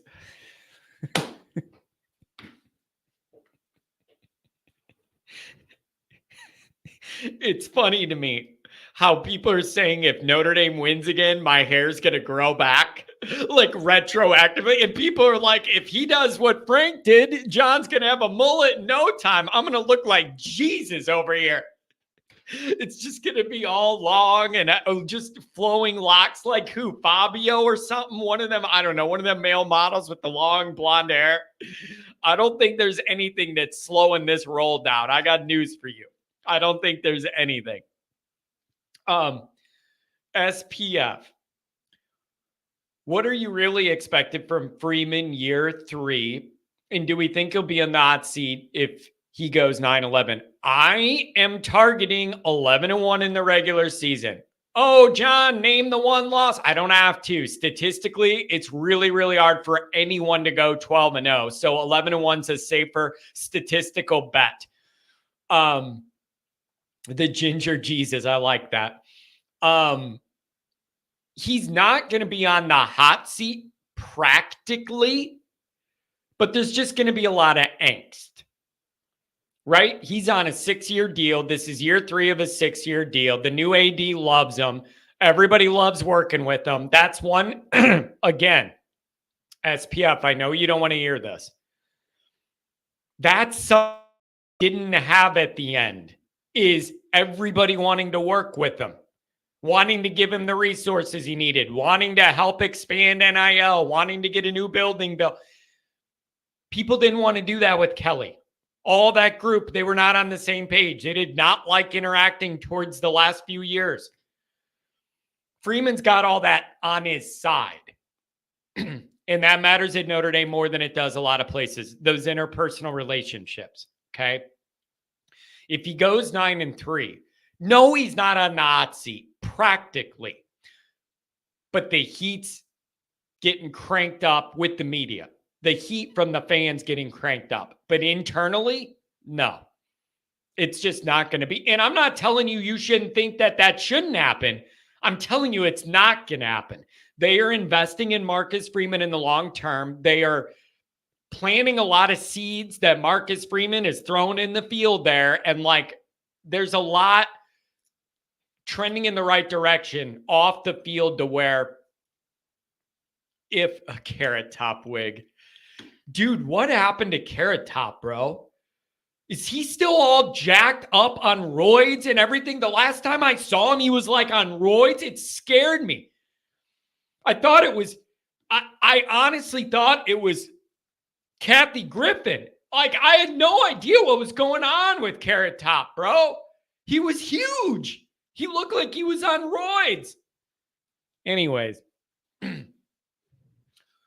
no, Freeman's not going to be on the hot seat at 9-3, but questions are going to start emerging. Angst amongst the beat writers, the people like me, and definitely the fans are going to be a thing. And they'll crank up, but he ain't going to be on the hot seat. Like, I really struggle to get this message across without sounding like a Freeman homer. If you had a really unfortunate bunch of circumstance, a bunch of guys get injured and you go 9-3, everybody's going to be furious. But then you look at why you went 9-3. That matters, obviously. If you have a ton of injuries to all your best guys, whatever it is. But then you start saying, what about all the other markers in the program? Where are they trending? Relationships up, recruiting up, NIL up, working with the other administrators up. All of the other areas are pointing straight up for Marcus Freeman. And that's something you would consider with hot seat and all that kind of stuff. You don't have to like that. You could say it's just based on the record in year 3. That's not good enough, whatever, blah, blah, blah. That's not how the people who do this look at it. That's not how the people who do this analyze this. They don't just look at that record in year 3 and then base everything off that. There's a checklist of all the other big picture things in the program, and they're all pointing straight up. There is not one area of this program where I'm like, since Marcus Freeman's here, it's gotten worse. Does that make sense, what I'm saying? You think about it that way. The results early on are one thing, and that's your record. But that's not the only thing you're evaluating. You're looking at everything else. Recruiting's up. NIL's up. The transfer portal progress is up. You're getting a new shovel in the ground on a new building up. All that stuff's going to be considered. It's all going to be considered. That being said, 9-3 is a freaking disaster. With this team and this schedule, 9-3 is a disaster. Disaster. Bleiberg, all that was in regards to was in an extension. That's what I heard that's all about. It was about, I don't know. I watch a lot of Pete Sampson stuff, and I didn't see that they were pissed at him. I mean, yeah, you could not be happy. Nobody was happy, but not being happy doesn't mean you're on the hot seat, right? You could not be happy, but that's different than you're on the hot seat. You don't give a guy a 6-year deal. Bro, some of you live in a galaxy far, far away that is not tied to the reality of life. You don't give a new coach in his first job a 6-year deal, and if it doesn't go great after 2 years, he's on the hot seat and he's out of here. You don't do that. It makes no business or practical sense whatsoever. You don't do it. Totally philosophically illogical in every single way. The idea to me that you would give a guy has no experience, you would give him a 6-year deal. And if it's a little rough in year 1 and 2, he's on the hot seat. That makes no sense. That makes no sense. Notre Dame would never operate that. It's illogical. It's insane. Nobody would do it. That makes no sense. So, I don't know. But if he goes 9-3, a lot of stuff has to go bad. On this schedule, if he goes 9-3, a lot of stuff is gone south on us. I don't even want to think about it. If we go 9-3, the only way I'm okay with Notre Dame going 9-3 is if 20 of our 22 starters have broken legs or ACLs or something. Then I'll be able to understand with this schedule how you went 9-3. Everybody better be hurt. It can't be. We're running out there fairly healthy and you go 9-3 with this schedule. It can't be. At the same time, if it happens, everybody's going to be frustrated, but there a lot of things aren't going to practically change. So I don't know, man. One more couple chats here I wanted to highlight. Oh my dear Lord. I'm about to erupt. I'm about to lose this. Come on, man. I almost escaped this show without a mega outburst. This is going to be it. This is going to be it. Oh, I'm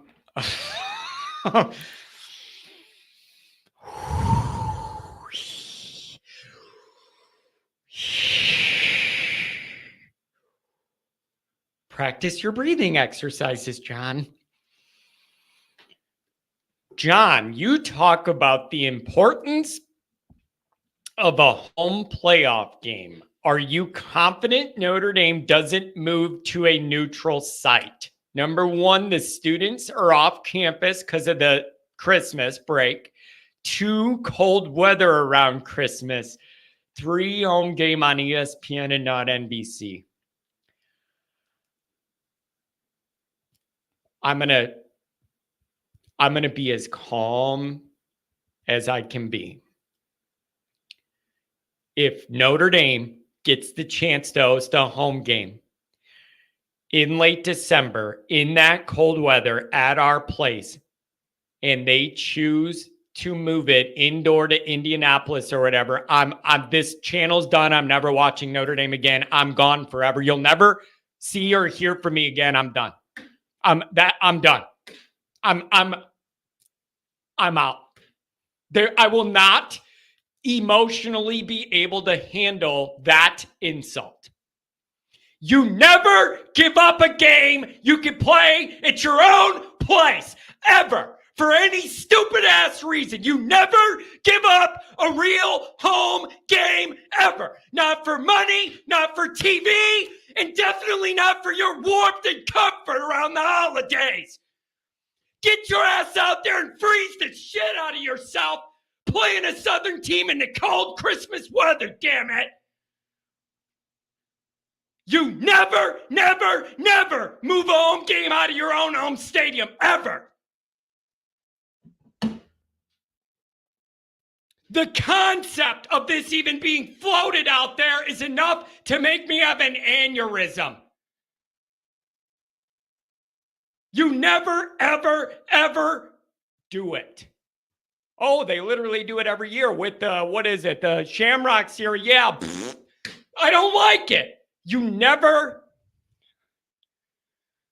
just don't do it. It's football sacrilege. You don't do it. And of all the reasons,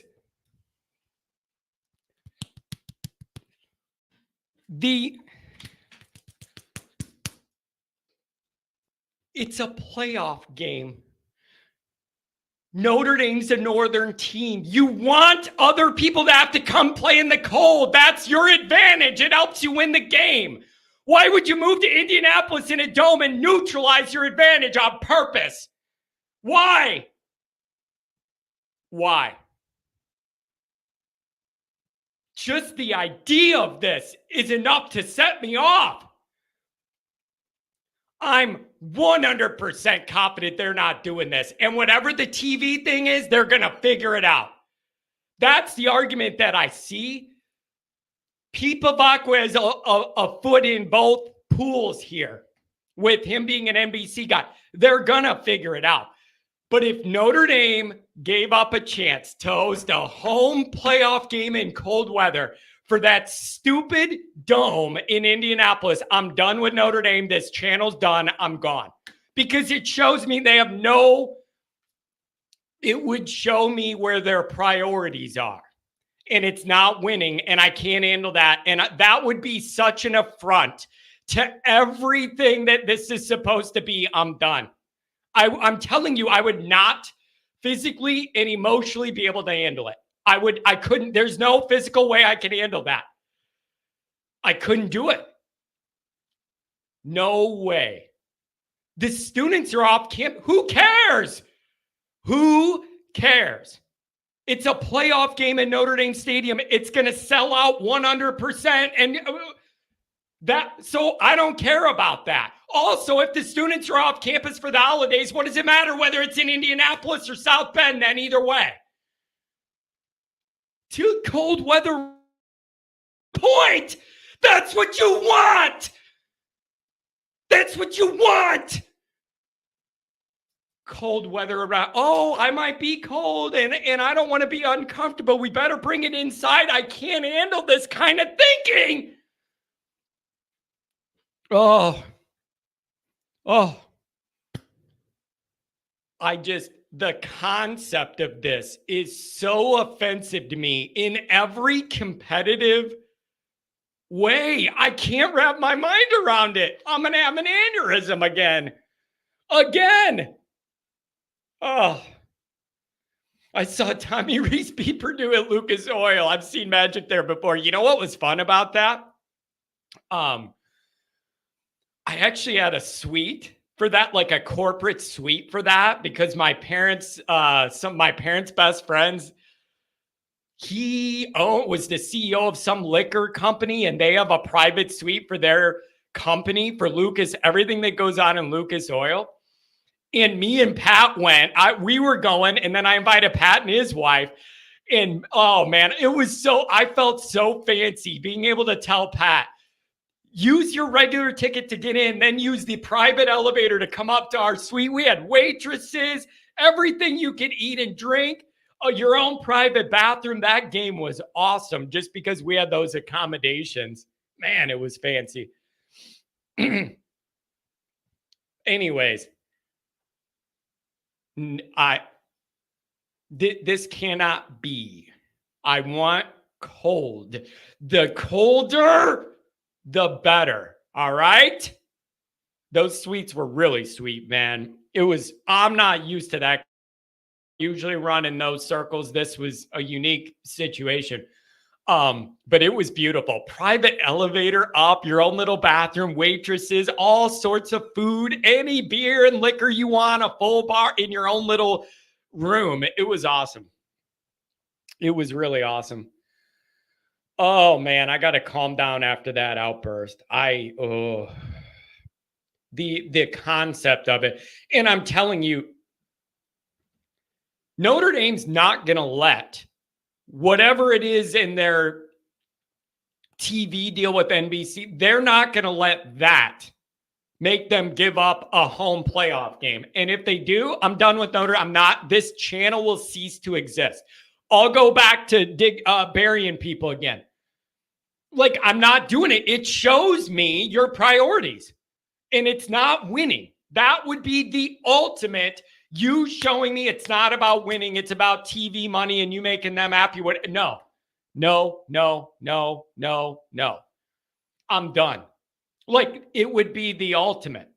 John exposed himself as a wine and cheeser. We were drinking beer. I was certainly with some wine and cheeser. Let's put it that way. You can never say me and Pat are the wine and cheesers.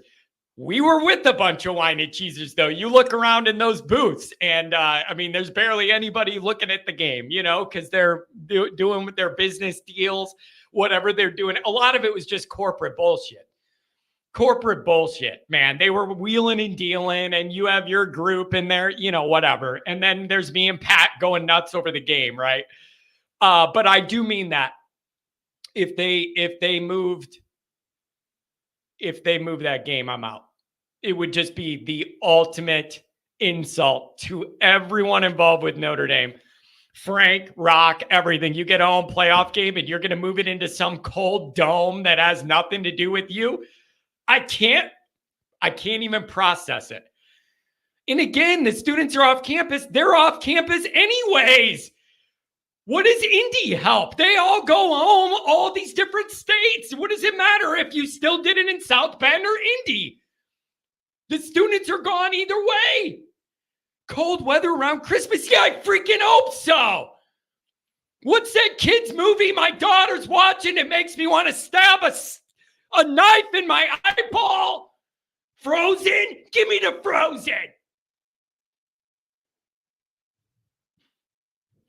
Let it go, let it go. I want the cold and snow. Have the game at home. Dress warm. Unbelievable.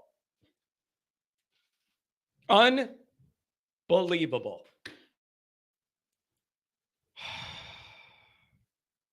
Good to see you, Phil. This has got me all messed up. Nick, if I could, I want to have a show tomorrow night. So stay tuned. John, what if they play in Miami? Well, then I guess you don't have to worry about cold weather then. Drunk Vigo, you're nuts. Yeah, no shit. Are you new? Are you new here? Mark with glasses, if you're in here, you're going to clip that. Clip the Frozen. Come on, man. Do it for me. Clip the Frozen. Make me look like Elsie. What's her name? Elsa, whatever, man. I try and block it out. Elsie or Elsa or whatever. John was born with a silver spoon. Yeah, you know me. Just straight cut right out of the John Kennedy family that everybody knows in this country. You know me. There's a reason that that family has a private island off the Atlantic, and I'm not invited. Let's put it that way. Distant relatives. Oh, my word. Unbelievable. Mark, if you're in here, you're gonna have to clip that one. Somebody's gonna have to. 260, what do you want to know? John, first time call. The statement that I have is that anybody that is a serious football person or serious about making money with the University of Notre Dame, hosting a playoff game at Lucas Oil Stadium goes against everything that the college football playoff was for. And the amount of revenue that the city of South Bend would lose would be astronomical. And I think the business owners and the vendors there would go absolutely postal. Yeah. Just for the simple fact of the money that you're robbing. That's just, it just screams not serious football, people. And then it was even at the Ohio State, they even talked about, Gene, maybe we could host the playoff game at Lucas Oil and the fan base goes bananas. Like, do these people that are making these decisions, when they say something so outlandish like that, do they understand that people, it doesn't matter that the students aren't there? Then if the students aren't there, that whole section's open, then that means me and my friends can get a ticket because the tickets will be sold out. Yeah. It'll be the first of its kind ever on a historic campus like Notre Dame. Ever. The first time ever. My priority, I don't know any other way to look at this. My priority is always, what do I believe puts Notre Dame in a competitive chance to have success in whatever situation we're in? That's what guides my thoughts on all this, is what helps the team have an advantage first and foremost before I consider any fan complaints, fan comforts, cold or hot weather. My number one priority is what gives Notre Dame the biggest advantage. Hosting a playoff game as a Northern team in cold weather is an advantage, and I am not willing to give it up. That the discussion to me can end right there. I don't want to hear about your grandma might be cold at the game. I don't care about her. It's about our team and the cold weather as a Northern team I want to host. This gets me going so much. I hate this. And not only that, it's just so unrealistic. It just goes against, it screams to me that somebody somewhere thought that this was a good idea, and whoever came up with it, I don't know how many people have been to Lucas Oil. I've been there a handful of times. It's not that great. It's not great to watch football. And I know you've been there in a suite, but I've sat in the seats and sat really close. It just doesn't move the needle for me, because if I have a chance to go watch Notre Dame in Notre Dame or travel to Indy, it's not even on the table. It's Yeah. just unbelievable. And you know what I want to say? This is going to sound really stupid. I've been to Lucas Oil in that Purdue Suite game. What was it? 2014? I don't know what year, whatever. I went back to Lucas Oil for one of my buddy's bachelor parties, and he was a dirt bike racer. Like, that was his family's thing. They used to race dirt bikes. And we went to like the dirt bike race circuit event where they move in the dirt and they race around and you drink all day. Bro, I had a migraine the whole night because I was breathing in those fumes from the dirt bikes for like 3 hours indoors, and I had a pounding migraine. I didn't even feel like drinking. I'm done with this dome. Right. And I've been to Detroit. Detroit's not any better. It's like you're almost in a morgue. This is watching about a football game. This is about principles. And the most basic principle is anything you could do to give you an advantage in a game, you do, and you don't look back. We are a northern team used to the cold weather, and you want to have that home game, and the colder, the better. And then you hope whoever we play is from way down south or way southwest. That's what you hope for. And could you imagine if, Notre Dame would host, let's say, Miami at Notre Dame Stadium in the playoff? Could you imagine what that would do? Because the majority of their players have never seen snow. And hosting a game late January, I live in Northeast Indiana, and I'm just telling you, the late December is not fun, especially if you've never been there. Yeah, it's so just on a philosophical level, this is stroke inducing to me. It's not even on the table. They'll figure out the TV stuff. I just can't.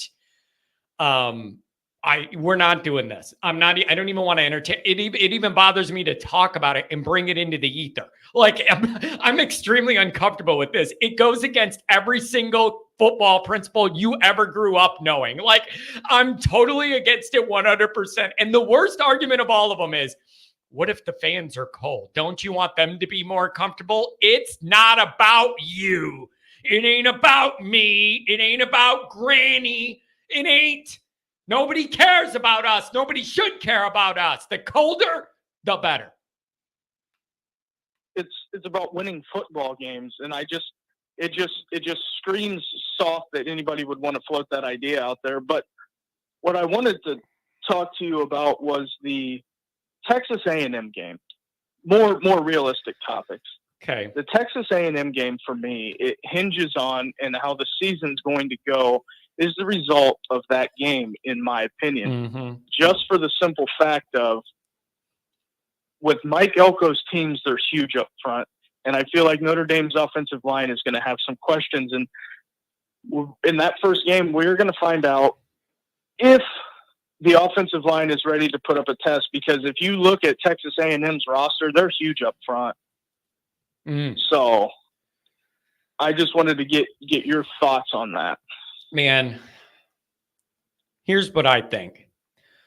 I think Mike Denbrock needs to be preparing for a situation where the offensive line struggles early in that moment. Do you agree with me that there's a possibility having two, if not both the tackles, and maybe even more than that, there is a risk that those guys struggle week one? Are we in agreement with that that's on the table as a real possibility? Yes. Replacing both tackles is huge. Yeah. Filling the shoes of Joe Alt is, he's arguably the best offensive lineman in the draft. Having two new tackles, and I had some concerns last year because I think the guards in the center, they got beat up front when they played NC State, and they couldn't move the ball that well against NC State between the tackles. So I don't know. And looking at the roster, the rest of the offensive linemen are either freshmen or sophomores or don't have much experience. So I think not Mike Elko, but Denbrock is going to have to come up with a game plan to where with Riley Leonard, he's got to get the ball out, quickly. And because there's a pin in that ankle, and I just don't think that it would be a good look to have $1 million NIL quarterback get injured week 1. That's just my opinion. Yeah, it's here's what I think. Oh, I've thought this through. I need Denbrock to have a plan, try and run it, assuming things are going to be fine. I also need Denbrock to have thought this out enough that if he realizes in the first few series, these guys are really overwhelmed by the moment and by the speed off the edge and all the crazy drunk people yelling, then he needs to be able to have good plan Bs, getting the ball out quick hitters to Love. They're bringing heat off the edge. You do a dump off to Love and then you give him a block and he goes, they need to have things they can go to easily to slow down that pass rush if it's a big issue. And I'm confident Denbrock's going to have that figure. Not wait too long to do it. If you need to go to more quick hitters or something else, I think he'll think of that because it is a possibility you might need to. And I think the RPO is going to play a huge factor 100%. If Riley Leonard, yes. If Riley Leonard can run it. And the thing that I've been criticized about is I'm not high on the wide receiver room because of you got to see it to believe it. No Bo Don't you got to see it to believe it? And we haven't seen it. And that's the other thing. You have to see it in watching tape from last year because I got my hands on some coaches film and watched it. I didn't think the receivers were great last year, and I think the Mitchell kid coming in is going to be good. I'm not worried about him. The Bo Collins is a big question mark because it's make or break for him if he's going to be an NFL talent. I think he's talented enough. He runs really well. It's just that the ball catching and route running itself and the perimeter blocking is going to be an issue because I think the receiver group as a whole has to step up and make plays to bail the offense out because the ball's going to be coming out quick because the offensive line's going to struggle. Yeah. That's maybe my biggest concern of the A&M game. I am confident our defense is going to put together an effort that's a very winnable effort that we could be proud of. I do believe in that. That offense, they got to just be good enough. You don't have to be perfect. You don't have to hit on all cylinders. The O-line doesn't have to be totally fully formed and gelled. It just needs to be enough that you can win that game and then the schedule lightens for a little bit and then you could start to grow together. That's where I'm at. And you need to figure that out. And Denbrock's got to have a plan. He's got to have a plan. If we get overwhelmed here, what are our blitz beaters or what are we going to do to get the ball out quick? And I think he could do that. That's what Denbrock's good at, is thinking up these matchups and trying to play that game. And I agree with that too. And I think having a veteran offensive coordinator is going to set some of the woes last year that we had. I think it'll calm that a little bit, but also people need to temper their expectations because with Mike Denbrock, it's his first year with personnel that's not even really his. He's really cooking with somebody else's ingredients at this point. Yeah. In my opinion, they got to develop in the quarterback room. Although I think the quarterback room is strong, I just don't want to see Riley Leonard go down. But I also want people to temper their expectations because you got to look. If you look at what Mr. Family had down there, he had first-round draft picks on the offensive side of the ball. Yes, he did. Yeah. I'm just laughing at the way you said my family. Well, I mean, I could go on for hours on that. And the other caveat on that is I think Marcus Freeman being on the hot seat, that being brought up is not out of the realm of possibility. And I'm just going to say this, because if they go and they beat Texas A&M and do everything this team's supposed to do, because normally for every major program that has a big boom, it's normally year 3. And I don't think the schedule makers did him a favor by giving him Texas A&M week 1. But I wouldn't see the grumbling unless Notre Dame gets blown out and they lose a game they're not supposed to. That would be the only thing for me. But if I would offer this, you brought it up earlier on the show, Marcus Freeman has everything trending in the right direction. The recruiting, they're building a new facility. They're investing in him in this program because they believe in him and they think he can win. Yes. And I'll jump in real quick on something major here. I got an episode coming out on Patreon I recorded last night about the NIL. Notre Dame's really starting to build out infrastructure around their NIL, with Freeman leading the charge on like, this is what we need to do. They are putting resources and hiring people and putting together more of a robust operation. That is getting better almost by the week. And that doesn't happen without Freeman driving the bus. And I want to piggyback on that. You know, when Kirby Smart kicked it on down there at Georgia, you know what the big thing when NIL got rolled out was that he did? He took Nick Saban's head compliance officer, and he's in charge of the Georgia collective. Mm-hmm. So that is why Georgia had a little bit of a head start on everybody on NIL. But I think the boosters, the people that are donating to the NIL, it's trending in the right direction. And also it helps to have a face in front of the program like Marcus Freeman that's not Mr. Family.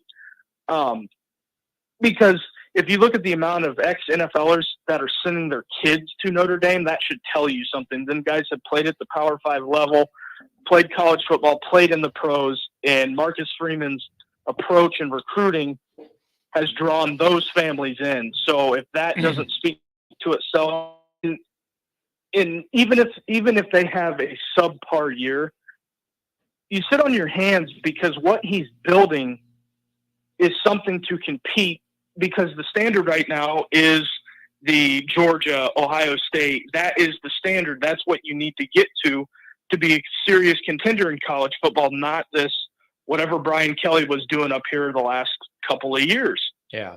And I think it starts at the quarterback position, and I think bringing Mike Dambrock in sets you apart because he's got a Heisman Trophy winner. The numbers, the track record, it's all there.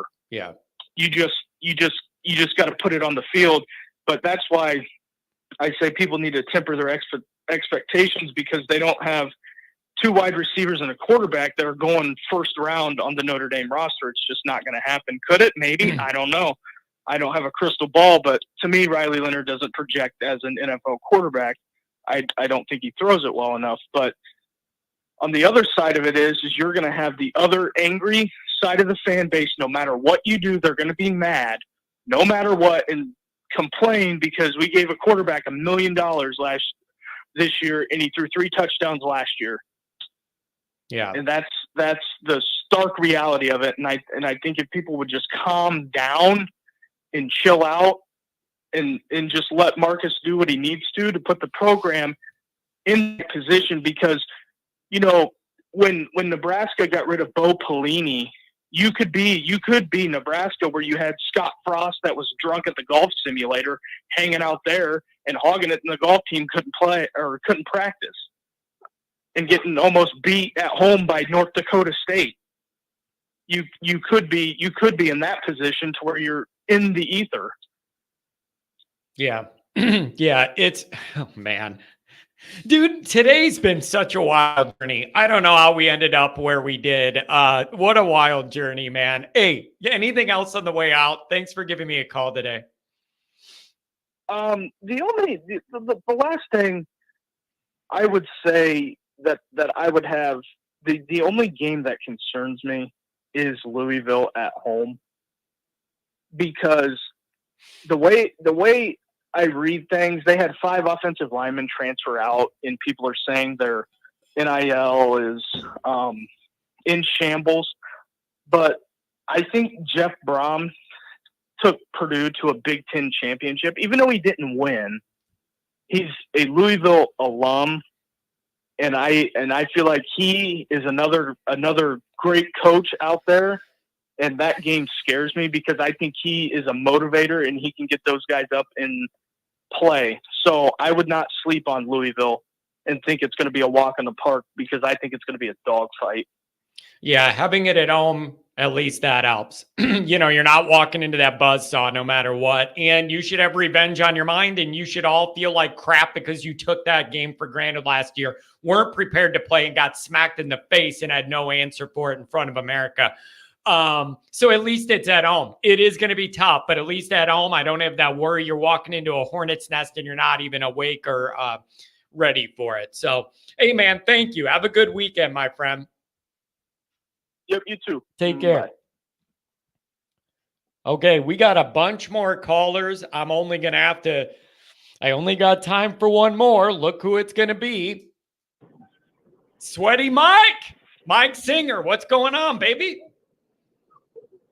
John, I was playing some Fortnite last night on my Twitch channel, and you were the talk of the town so much that I got a little bit jealous.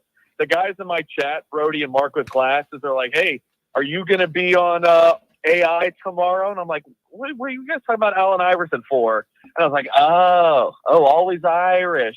I was like, "They're just talking about Always Irish." So I said, "You know what? I'm going to call in tomorrow. I'm going to talk to my boy John. But please remind me." They didn't remind me, but I remembered anyways, John. So here I am to call you, tell you I love you. And I want to tell you one thing real quick, John. Are you ready for this? Yeah, I'm ready. Penn State is better than Notre Dame. Ooh. This season, Penn State better than Notre Dame. That's interesting. So you believe what? Drew Allard's going to take off this year and they'll actually be able to score points against the real teams on the schedule, or what? I think you overrate Notre Dame and you're underrating Penn State. Here's the problem I had. I explained it a million times, Mike. Penn State's a team that's going to beat most of the teams they should beat. And then when you need them to beat the best teams, they're going to always let you down. It's Brian Kelly, Notre Dame, but in Pennsylvania. It's exactly what it is. It's the same thing. John, my buddy told me that's exactly what you would say. I'm just messing with you. It is. He told me that would get you riled I up. can't handle it, Mike. It's literally like watching Brian Kelly, Notre Dame. They recruit pretty good, but not what you would call elite. They beat the 10 teams they should be based on the talent. And then when you tune in to see them against Michigan or Ohio State, they can't hang. And then James Franklin gets another extension, and we just keep doing it. It drives me insane. But hey, at least we're not living in that world right now. We're out of it. Hey, are you going to be playing the new video game? People have asked, Mike. The last console I had was a PlayStation 3, man. I'm so far out of the loop on the video games. Like, I don't even have a PS5 or any system. So I don't know, man. Maybe I need to get back into it. Dude, you should. It'll be fun. You know what, Listen, Mike? I'm going to be playing. That would be healthy for me. Playing. Wouldn't that be healthy for me to like chill out a little bit and just play a couple video games and calm me down? It might help. Well, it might go the opposite way, because if Notre Dame doesn't win a national championship under your tutelage, then you'll go berserk. Yeah. You want to hear my ideas though for how I'm going to start playing right away? You ready? I'm ready. Tim Hyde is going to be coaching Notre Dame, and Steve Angeli is the starting quarterback. That's my first dynasty mode. Oh. And then I'm going to do a Road to Glory, which is a creative player. Mike Goolsby, we're bringing 41. Yeah. And I'm going to play through a Mike Goolsby career in 2024, and it's going to be amazing. Okay, that's pretty cool. Can you create a character for me and just make it like a really skinny, weird guy that runs around all over? Can we create me a character? John, you just gave me a great idea. You're going to be my offensive coordinator. There you go. I like that. And just have me cursing and throwing things on the sideline, like losing my mind. But dude, I'm out of the loop, Mike. I don't have the patience to learn like where you have to hit 8 buttons at a time to do something in a video game or whatever, like a war game or something. I don't have the patience for it, man. It's just not a skill set I possess. I could play golf because there's less controllers happening and it isn't happening so fast. John, is there anything in actual Notre Dame business you want to discuss before I let you talk to others? The talk of the day, one thing, I just want to throw this at you. If Marcus Freeman goes 9-3 this year, is there any hot seat? Is it a warm seat? Is it nothing at all, but the fans and the media are going to be upset? What would you think the fallout would be if they go 9-3 this year? Yeah, Tim and I talked about this on our Wednesday show, and his rebuttal when I say things like that, like I think there's a very real possibility they would go 10-2. And his response is basically, Mike, they just can't do that. I'm like, well, they could, Tim. They could. I know the caller before me. I was listening a little bit. You guys are talking about the Louisville game. I mean, we can't really talk crap about Louisville right now, right? They just beat us last year. Yep. So if you go 9-3, my first thought, John, is I need a little bit more context. Is it Ben Watts, and can we all knock on wood right now? You know, Leonard, everyone gets hurt, and it's a shambolic, the season with all these injuries. Like that's my first kind of question there. But if it's everyone's pretty healthy and they just go 9-3, and I think that the seat is it's getting pretty warm. Do you mean from the administration or just everybody else, the fans and the beat writers and people like me, or do you think the actual administration would be looking at it that way? Those are different things to me. Yeah, the fans definitely. The beat writers more measured. I think they would be much more measured. Yeah, it's tough. Some might not. But the actual administration, we got new guys in there. I don't know what Pete Vivekwa. That's a good point. I don't know if he wants to get rid of Freeman or hire his own guy. If they would go to 9-3, get someone else. Okay, then let me pivot off that. If you're in that position, how much would you take into account all of the other off the field items and where they're trending when you're thinking about this? How the recruiting's going, how the relationship thing, what the NIL stuff's like, people wanting to work with Freeman. Like, there's a lot of other good things going on. I'm wondering how much that plays into this. Those are not as important as the on-field results, but they need to be considered when you're looking at this big picture, right? Yeah. I think at some schools, if you go 9-3 when you're supposed to be going 11-1, we don't give a rat's ass about context. You're just not getting it done. I think at Notre Dame, whether you like it or not, like I think some of those other factors might come into play. Is that you with me, John? Yeah, like the recruiting, if it's going well, they're picking up an NIL. They did have a season riddled by injury, some of those things. Yeah, some of that matters. I'm getting roasted in my own chat right now. They're saying all I'm doing is making excuses to cover for Freeman. I'm just telling you, your last coach didn't win anything that mattered and had none of the other stuff trending in the right way off the field. This guy, I'm just saying, the old guy didn't win big on the field and nothing was trending up. This would be different than that. And I'm just asking if that's a practical difference to people, because it's real. And those are the things that the admin considers. They don't just look at the record and make all the decisions off that. There's more things in play. Freeman is a bigger picture project. Project. John, 9-3 is a little crazy. I mean, dude, they just can't go 9-3. You can't do it. 9-3. You can't do it. 10-2 is going to make people mad. We're going to be mad here at 10-2. 9-3 is outrageous. Everybody better have a broken ACL for 9-3. Everybody. Yeah. So, John, in my 5 years covering the program, it seems like each year Notre Dame will lose one game that it's not a surprise that you're not shocked they lose to Ohio State, right? You're not Right. shocked that they lose on the road at Georgia. But then there seems to be that one game each year where it's like, yeah, you shouldn't have lost that one. A Louisville, Stanford, Marshall, for crying out loud. So that's why I'm kind of like leaning 10-2, but I don't know. I'll probably end up convincing myself to predict an 11-1 season. Well, Mike, here's the issue with that. If you're thinking 11-1 in your mind, that A&M game is everything to that prediction, because if you're picturing 11-1 and the 1 is week 1, then you're on a tightrope for 3 more months. That's tough. I really think week 1 is everything, Yep. John. I mean, it sets the stage for the season. You win week 1. When's your tough game? Is it what, 5-6 weeks? I don't have the schedule in front of me. It's like 5-6 weeks into the season. Yeah. First, real test. Louisville would be on the Purdue. Louisville would be on the 28th, Purdue the 14th. But it's practical and it's perceptual. You and I both know the mood of the fan base if we drop week 1, and that's going to hang around all year. And it's hard to go 11-1 if the 1's right out the gate. It's a big moment. It's a big moment.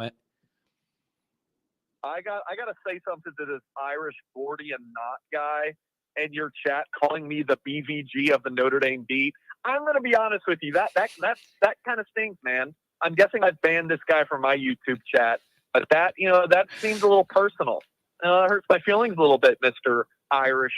Well, wait, maybe he was picturing the version of BVG doing the fist pump against Michigan after that big win. Maybe it's that version. I like it. Yeah, maybe it's that version, the big fist pump gif on Twitter. Maybe that's it.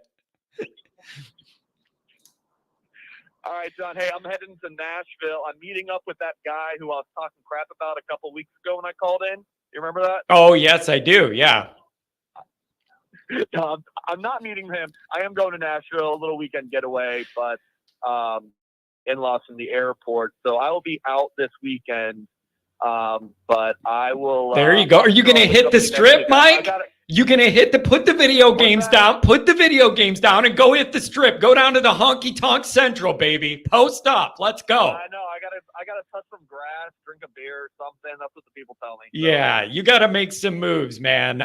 Hey, Mike, thanks for safe travel, safe driving. Thanks for hitting us up. And then also, I owe you a couple of hits now. So if you have a slow week or need a guest or whatever, let me know and I'll hop on yours. All right? All right. Sounds good, John. Have a good one. Beautiful. Take care, my friend. Have a good one. Oh, man. What a kick rocks, Gordian. Oh, I got to tell you, man, this is fun. I love it. This show has a lot of energy today. Maybe it's because it's a Friday. I don't know why, but I loved it. John saying post op just gave me, you know me, man. I'm posted up like a mailbox. And on that, we're going to end this journey of a show. My word. And listen, Andrew, I get it. I'm just saying, when Kelly didn't get Notre Dame where they needed to go, the off the field stuff was not good. It was not trending good.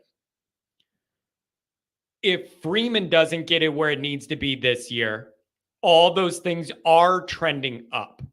Those are two totally different situations to me. That's my point. Kelly, you're like, even the, whatever, even the good seasons ended in a horrible defeat.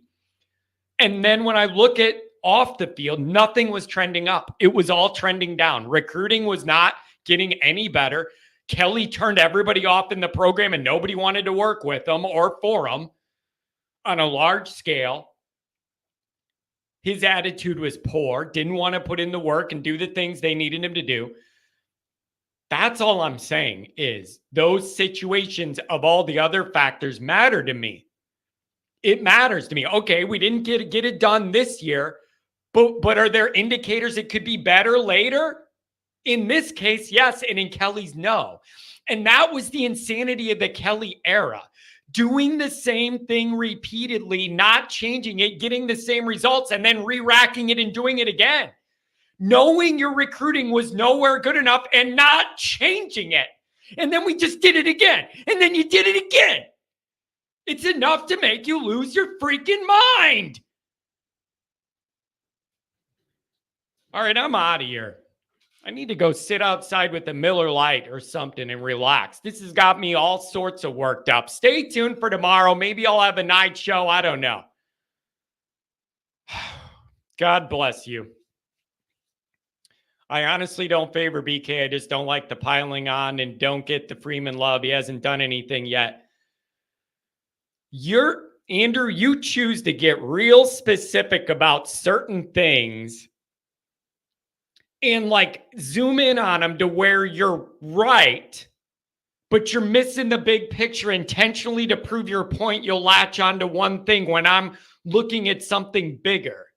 Like, you're a smart guy, so logically you know how to argue. You zoom in on one part of it that you know is technically true when I'm trying to look at a bigger picture scenario. That's what you do because you're good at it and you're a good debater and a good arguer. And I like that. I like that. But when Kelly failed on the field and I felt like everything was trending bad off it, I have nothing to lean on. I have nothing to lean on when Kelly doesn't get over the hump and all the off-field stuff's trending down or neutral. That leaves me no hope. No hope. It's different this time with this guy. But you're never going to get me to be like, the on-field results don't matter as long as people like the guy. That's not what I'm saying. Not what I'm saying. All right.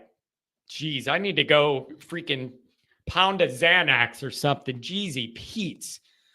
Oh, I love this show. I love this show. There's nothing else I'd rather do, you guys. I wanted to be a sports radio host my entire life since I was a kid. There's nothing else I'd rather do. Thank you to everybody that's here. Thank you for your chats. Thank you for your calls. Everybody involved. This is a great community. I love you guys, man. There is none of this without your guys' interest, and we're building this out. New people want to call. Like, it's awesome. Really, really fun show today. A lot of energy on a Friday. Stay tuned. If I can make things work with some things tomorrow, I'll post and we'll do a night show and crank that up. But I love this community. Even the trolls, man, everybody does their part. Thank you for everybody being a part of it, you guys. Have a good weekend, man. Be safe. Have some fun out there. Crack some lids. Have some fun. See ya.